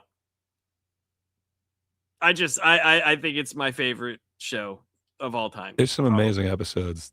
There's some classic ones. The Bird Law is always great. Dude, that whole court scene is so good. Dude, with the uncle, he's like, he's got the small hands, but he's got the big hands taped to himself. He's like, you may remember talking to me earlier, and you might remember a man with small hands, but that is not true. And then when he points over at the dude and the hand flies off, and he's like, don't look at it! Don't look at it! The McPoyles, dude. The McPoyles. Yeah. Dude, Rickety Cricket. Just what they do to him, man. My God, dude. A cricket's tail. Dude, when he smokes the meth in the bathroom and has, like, you know, the vision of what his life could be. Like, dude, just, oh my God. There's so... The fact that the Thanksgiving episode where they try to squash all their beefs and they end up getting into this big food fight and they all huddle around. They're like, how did we do this? And there's a fire in Mac's bedroom. So what they do is, instead of like leaving altogether, they literally nail the door shut and set the people on fire. It's like, just so good, dude. So good. And the relationship between Frank and Charlie, Milk Steak. One of the episodes I wish they would have paid off on, though, was they were running a hostel, right? And they wanted to get chicks. That was like their whole thing. And they get these like really hot chicks and they fuck them and do all this stuff, but they're heroin addicts. But the first people they get was this group, these two guys that were just like Frank and Charlie. It was Nikki and Alexi. And whenever they get the girls out and they're like, man, we gotta get this back to what it was. And they go and they rush. It's like this like love scene at the end of a movie. And Nikki's like, if it's meant to be, we will be back in 1 year. And you come to this spot. And it's like, dude, it's so funny, dude. And the Nightman Cometh. That's a great episode. Just a great episode. Nightman Cometh is fantastic. It's like Charlie's music is great. And the episode where they were making fun of the fact that they've never gotten an Emmy, and it was like the gang really tries to get an award, and fucking Charlie writes that song, and he's like, what I really want to tell you all is go fuck yourself. And then they all start spitting on everybody. Like they're like the worst people. Yeah, the Rum Ham, Justin Gray, the Rum Ham. That episode where they do the Jersey Shore. That's so fucked up, man. That episode is so fucked up. Oh God. But yeah, that's such a good show. That's such a good show, man. It's got so many iconic episodes. I watch it almost every day while I work, so it's always on. And yes. But yeah. So yeah, I fell off the last couple seasons, not because I wasn't enjoying it. I don't know why. So I gotta go back. You're saying it's still consistent? That's awesome, because I know I'm at least 2 seasons behind. They had a season where they went to Ireland that was like, it had good stuff in it, but it wasn't as good. But this past season was fucking incredible. It was so good, dude. So good. Yes. Well, I am excited. I got to get back into that. It's definitely on the list now. Yep. That was definitely a consideration. But there's one. If there's one show that I've just watched it was so in many consideration times for your number one, but didn't make your list. Didn't crack the top 10. No, in consideration for the list, sir. Charles understood my poor way of speaking. I considered it, but yeah, there's thing I did. Indeed, but he knew that it was for the whole list, not just for number one. No, I mean, one was in consideration. I just said, wait, it didn't quite make it there. He said, yeah, but it didn't make your list. He said that, not me. Thank God he's not here. Yeah, right. It was a honorable mention, shall we say? It's close. Wrath. You just keep escaping it. There is one show that I've probably watched more times than anything else. And I guess I'm kind of looking at my list. There are ones that can kind of count for multiple ones. Like I would consider like the Simpsons category, the Simpsons, The Critic, Futurama, all those. I I feel like that's kind of where King of the Hill is the king of the hill in that category for me. With my number one, it would probably be Seinfeld. However, I think there's a show that's a little better than Seinfeld, and it's a more pure distilled version. And for me, that's Curb Your Enthusiasm, man. It is amazing. I absolutely love the 12 seasons, which should meet Charles's criteria here. But it does only have 120 episodes, so it does have enough for syndication and one special. It does have enough for syndication. However, it is kind of a low output per season. But man, it is so amazing to me. And one of the best casts, but on top of that, they're able to get like fictionalized versions of so many people playing themselves. Mary Steenburgen, Bruce Springsteen, Mel Brooks, Martin Scorsese, Christian Slater, Rob Reiner, Rosie O'Donnell. It goes on and on. Michael J. Fox. Lap's favorite, Lin-Manuel Miranda. He comes in there. But F. Murray Abraham. They all play a fictionalized, shitty version of themselves. And it is so amazing. But the kind of, I don't know, journey that this went on from this one special that was sort of improv, sort of not, to somehow making this, how many years is that? From 99 to 27 year weird 12 season thing with multi-year breaks in between. This one just affected me so much more. And it's something about the cast in this and the way that it just kind of works. I hate Jeff Garlin in almost everything that he does, but man, is he perfect as Jeff in this one, as kind of just the manager. He is just amazing in this. Cheryl Hines, who she's been good in other things. I can see why that is like Larry David's, I don't know, dream wife or whatever. She's just kind of perfect at it. And then when she's with Ted Danson in the later seasons, just so perfect. Susie Essman playing Jeff Garlin's wife, amazing. She is just she is the character that I want. There is over the topness to her, but my God, it is still believable. I believe that she is the antithesis to Larry, and I just love the interaction between them. But yeah, man. Then once you get the blacks in there, I'm talking Leon Black, JB Smoove. It is a completely different show, and it is awesome.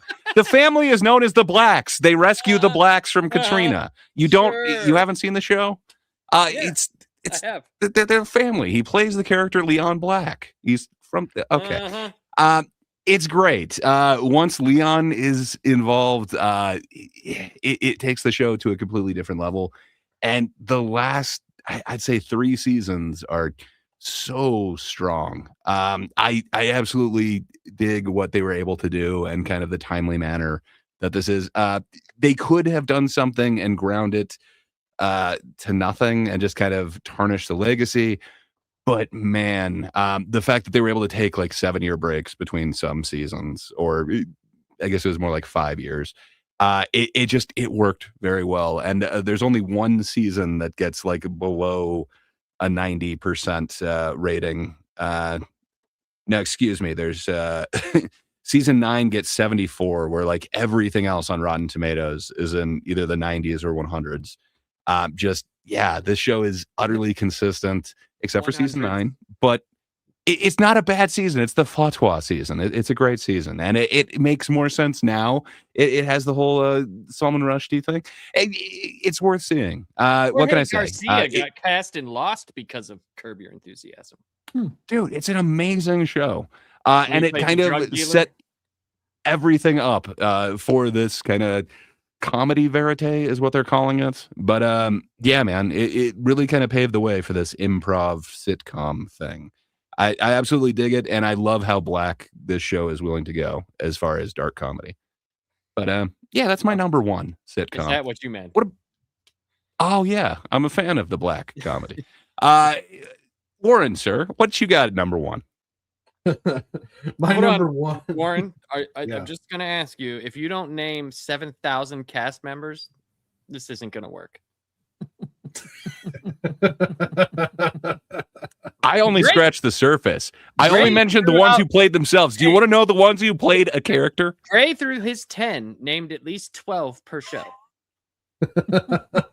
So you better come correct. It's hard to follow Gray. Like, I don't want to be following Gray next week. No, I didn't even mention Steve Buscemi. He was on there.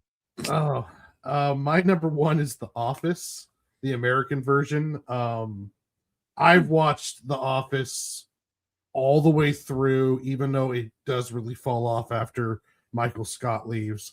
Even though there is some gems, but when Michael Scott leaves the show, it really hurts.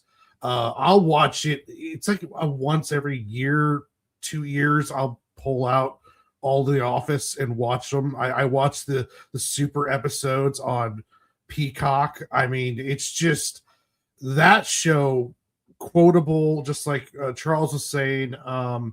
One of the best comedy sitcoms I think that I've ever watched, and I absolutely love The Office. I think Steve Carell's genius in it.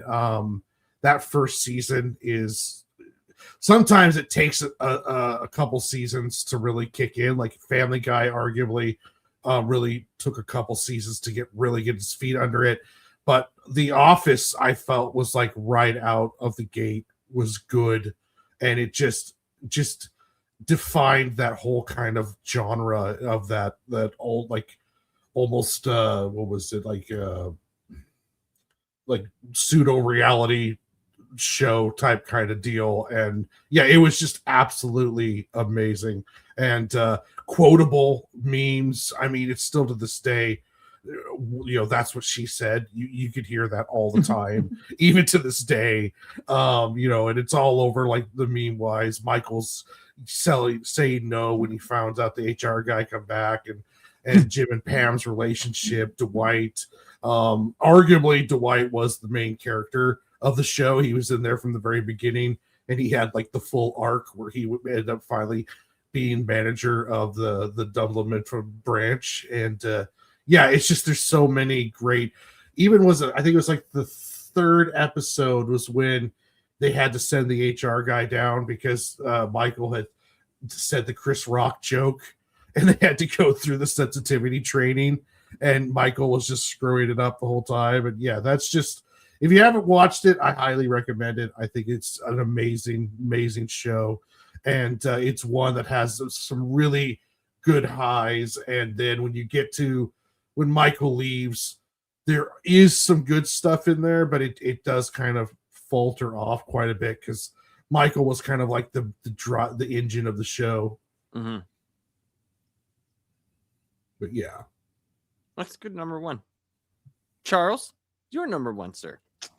This is kind of boring. Something that was a big deal far before I was even alive. Mm-hmm. Kind of big on a lot of people's lists. A lot of people who enjoyed it when it was out. My grandparents mostly. It's I Love Lucy. That's your number one? Yes. Huh. Yeah, it's just the prototype. It's just classic comedy, and the fact that it was Lucille Ball, that was like everything, like a funny lady doing physical humor on top of, it just, listen, there's some of the stuff that I don't understand. The fact that Ricky and Lucy slept in different beds. I guess that's part of what television had to be at that point. That stuff I can't understand. Be surprised. No, you'd be surprised. A lot of people did back in like the 40s. Oh, yeah. Right. I'm saying is, a lot of it made sense, but that was like, hey, why did it was? Husband Yeah, and no, wife okay, I see what you're saying. Okay, gotcha. Yeah, but it's just one of those things that most of my youth, because my grandparents watched it so much, my family members, the women in my family watched it so much. As a child, I still kind of got it and enjoyed it. The fucking when they overcook the bread and the bread comes pouring out of the kitchen and into the living room. Funny shit when she works at the chocolate factory. Like, that's just like top 5 legendary sitcom moments. Yes. just when she shows up on Ricky's shows randomly because she's never supposed to, but she does, and he just. I mean, I know it's so stereotypical because of the Lucy, but she's never supposed to, but she's the entertainer, even though he's the actual entertainer. Right. And it's like, it's so perfect. The funny thing is, it's stereotypical now because of that show. What wasn't then. Right. Yep. Mm-hmm. Yep. I just think it's interesting that we all have rather scattered lists. Yeah. I think only a couple of shows overlapped. I think like The Office Roseanne, for you guys. Roseanne would have been was like there was 3 shows that were like number 11 for me. Like Roseanne, it's just I didn't watch Roseanne when it was on. I watched it later, so it was like not as I still like it, and I think like if it was maybe impacted like after, but I kind of did like shows that I watched like when I was young or like that were very impactful for me. But Roseanne, man, Roseanne, I think it's one of those shows that gets a lot of credit, but it doesn't get the credit it deserves for what it tackled. It gets credit for, Roseanne Barr was a funny woman and she was very cutting edge. And it's like, yeah, but the show's writing, the way that it wrote people, they acted like people I knew, and it showed a side of the American family that people were not willing to admit was the dominating, factor out there. There was a lot more families like that than there were like, let's just like the Cosbys or, or any of the other, shows like that. There were, or Full House, you know what I mean? I think people watch those shows too because they related in a way that they wanted to live like that. You know what I mean? Like they wanted to be able to have that house in San Francisco that just seemed to ever expand and expand and expand and expand. Like imagine how much that house would cost. You're living in like a $4 million house. Like but that was the funny thing, you like with Friends. It's like none of them had really high paying jobs to get. If you like when you grow up and you're all like, okay, I want to get a job down in the city like Friends and I want to have an apartment, and then you see the cost of it. It's like those old movies in the 80s where you see the artist and he rides his motorcycle to his loft with the elevator, and it's like this massive warehouse loft, and then you realize that it's like $20,000 a month if you want to live like that. You mentioned that in Friends though, because I guess Monica got it from her grandmother, and it was rent controlled. Like they actually did mention that. So Mrs. Chenandler Bong didn't do so bad for himself. I'm just saying. Chenandler Bong, he did work with the weenus. So that one show that I go ahead. Couldn't get myself to put on the list, but I enjoyed it just because it made me laugh, and it was just silly. It was just pure stupidity. Is Three's Company? I enjoyed it for just silly reasons, but it's not something that I could say like, desert island kind of situation, but it's just funny. Ritter is pretty amazing. Which almost anything that John Ritter. Three's Company. Three's Company. Oh yeah. Come on, come and knock on our door. Come and knock at our door. We'll be waiting for you. We'll be waiting for you. Another set of attractive blondes, depending on which one you're talking about. Priscilla Barnes is my favorite. A couple of the comments. Adam brings up Golden Girls would probably be his number one. I dig me some Golden Girls. It's Girls definitely is funny. Oh, Golden Girls! I love great. it, man. I even like this weird one that they kind of tried to bring it back, but this time gay or gayer. Mid-Century Modern. It's almost the exact same sitcom, but this time we've got Nathan Lane in it. It was all right, but nothing is better than Sophia, and they just Rue McClanahan. Man, I love me some Golden Girls. They could not have gotten the casting more correct on that show. Did like some pretty like hard-hitting episodes as well. Like they did some true, like when a couple of the one it found out like what was the old woman's name in the show the real old one. Sophia. When I remember they found out like some stuff about her husband, something in the war or something like that. Then maybe he had another. I can't remember exactly what it was, but she lived with that and didn't tell her daughter and stuff like that. And like it was like she took that grief and still held him as the man that she remembered him to be, or was something like that. I can't remember everything, but like you could believe those characters, and I think that's one of the things that we're missing a lot in television, in the forefront. I'm not going to say like there are shows that you'll find like on HBO or stuff like that, some streaming shows, but like regular network TV, there's no the believability is gone. Like even though I know they're actors, I believe that that B. Arthur was Maud and then went over to what I mean. Like I believe that. She seemed like a. I'm just saying, like it feels like that. It's a lot of that's gone, and it's like if you don't have that, then the show itself is doomed to fail, in my opinion. And that's why we have these shows that like last for like 8 seasons, and then you're like, what the fuck show is that? What are you talking about? Like what? That's a thing? Like okay, and nobody watches any of it. AJ Daniels 99. He asked, did any of you watch Fresh Prince Martin? Fresh Prince was on. Fresh Prince was. It was going to be number 10 on my list. That was one of the ones.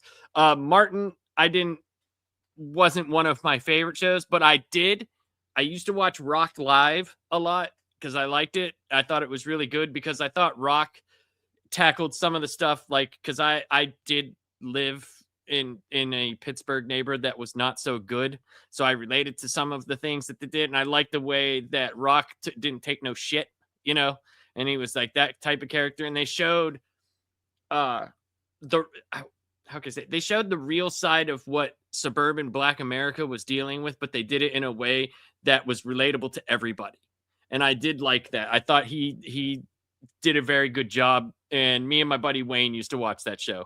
He's the one that turned me on to that. So like I did like those shows, but I did not Martin watch. Was I didn't awesome. watch. I didn't see enough of Martin. I knew it was dude. on. I snuck but it. I had to watch it secretly. And Living when I Single was another one I would sneak too. Living Single was awesome as well. When I was banned from watching Eddie Murphy movies because I swore, I had to sneak to watch Martin Lawrence. But man, I love me some Martin. That show was awesome. That and Married with Children were like ones I wasn't allowed to watch, but I found a way to watch them. Stiff Kittens asked, speaking of Rock, was 30 Rock anywhere near your lists? I did not watch 30 Rock. Likewise. So I can't tell you. My brother loves the show and told me to watch it. So I can't, I didn't, so I don't know. Dude, I love me some 30 Rock. I chose Clerks the Animated Series as my other Alec Baldwin sitcom, but let me tell you, those are like my top 3. They're at least in the top 10 of my Alec Baldwin sitcoms. I love me some 30 Rock, though. Amazing jokes on there, amazing characters. Absolutely love that show. It came close. It would definitely be an honorable mention. And Stiff Kittens also mentioned no Larry Sanders, though. And I was really interested in Larry Sanders. I love that show. I think for me, it just barely got edged out by I think I'd go Arrested Development on that. My Jeffrey Tambor, I like him a little bit more as a Bluth. So Justin Gray says, I think it's weird when people say I wasn't allowed to watch that when I was a kid. Well, I could tell you, whenever I was 10, we moved from New Jersey to West Virginia to join a crazy church cult. So there was a lot of things I wasn't allowed to watch. And it was weird. Like we were allowed to watch certain things that like I look back and I'm like, wait, I was allowed to watch that, but why wasn't I allowed to watch this? Like some didn't make any sense. So I'm sure there's things that other people weren't allowed to watch, but then there was parents that, trusted their kids, like my son, David. I mean, he's young, but there's certain things that I let him watch where I'm like, okay, he's not gonna get this, but he thinks it's funny, and I see it's like it's not harmful to his, to his upbringing. So there's things that I let him watch. My son Steven, like whenever he was 16, I pretty much told him, like, I was like, hey man, I don't give a shit what you watch or what you do. I was like, as long as you don't get in trouble and you debase, like, this is fake and you're real. So, don't mold yourself after things that you watch. That's not your personality. I just wasn't allowed to pick what was on TV. That's why I wasn't allowed. I was jealous of all the kids in school. Like, oh, mom puts this on because, to keep me quiet. I'm like, I don't get that treatment. I have to watch what she's watching.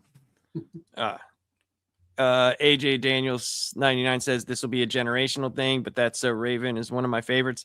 Yeah, I'm a little bit too. I was a little bit too old for was that Disney? Yep.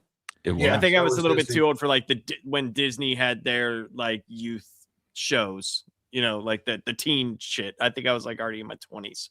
So you didn't like iCarly is what you're saying? My son loved iCarly. He's not saying that. My son loved that show. My oldest son Steven, he loved that show. That was one of the shows we watched as a family. I didn't really care about it, but he loved it. So, let's see. Yeah, pretty much a lot of people have. I thought this would be a good topic because I knew people would have a lot of opinions. So like I knew the chat would talk a lot about it, and I'm glad that you guys participated in this. It went way longer than our norm. Like we had so much more to say this than some of the movies that we talk about. But so I will let these guys know what we're gonna do next week. And I will have a post up on the Last Panel YouTube channel. So if you guys are subscribed, you'll be able to see like the post, and it'll tell you what's going to happen next week. And once I have that up, we'll have what's going to be going on for the next 2 weeks. So you'll know next week what's going to happen the week after, and the same and same and same. So I've just got my new schedule for work. It sucks, but I will be able to make Tuesdays and Fridays. So I'm happy about that. But all right. What do you guys got coming up, Gray? What do you got coming up, sir? Yeah, Tuesday. Just this channel, but Tuesdays. Come on over. Good times.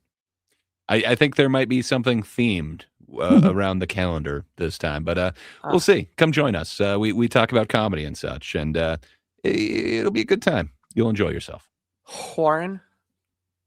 I've been concentrating everything on the show I've got this weekend, but it will be over on Sunday. So Monday I will be back with another Art Brothers show with Melvin Cruz. We are going to be doing Lobo art to kind of celebrate the new Lobo series by Scotty, just written by Scotty Young. Phenomenal. Oh, issue 2 was amazing.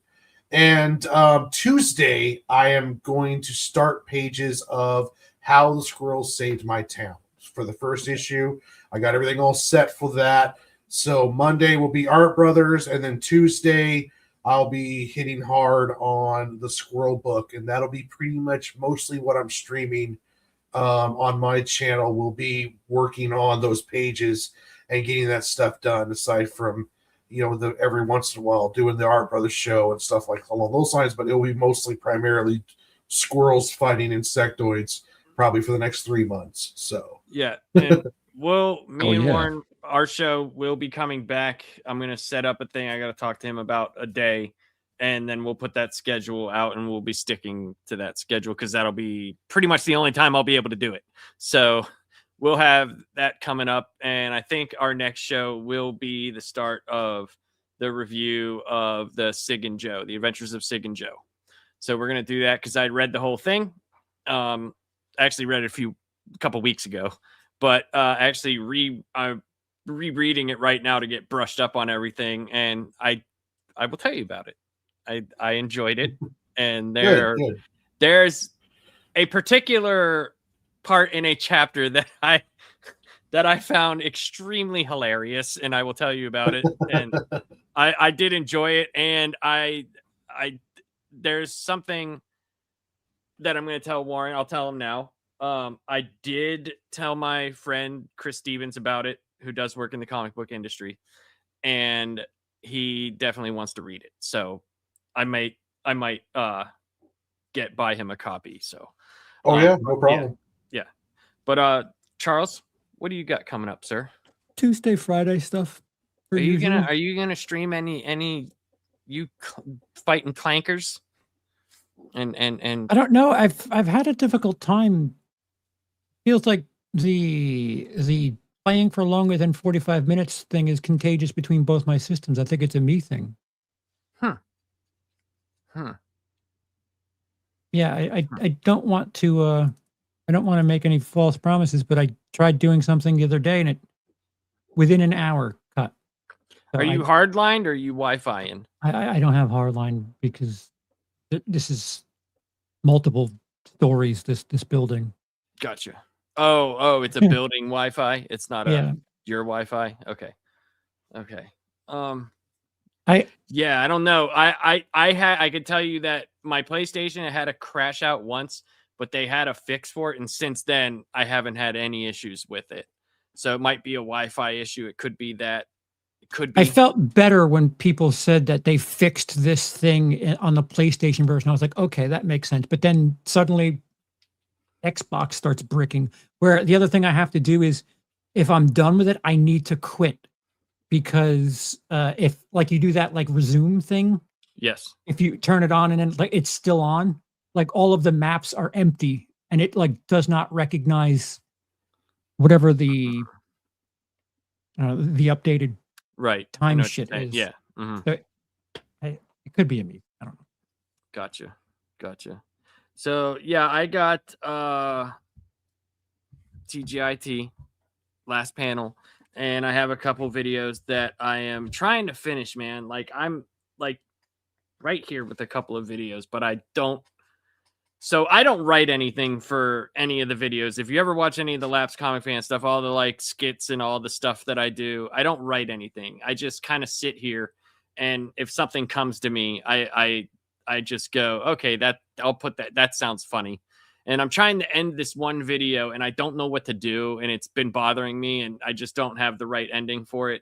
So, because I'm trying to introduce another character that goes along with old Batman.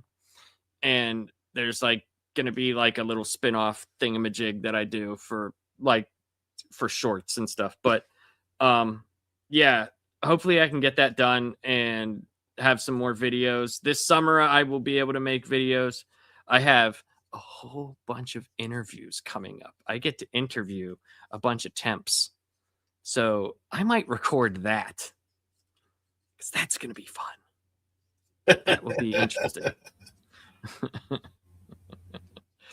What Justin Gray says, I think I might kill myself if I see another second of Morgan J. we booped him. We booped him. Look at those socks. Look at him. Look at this show. I'm going to hit the end stream button right now. Look at it. End it.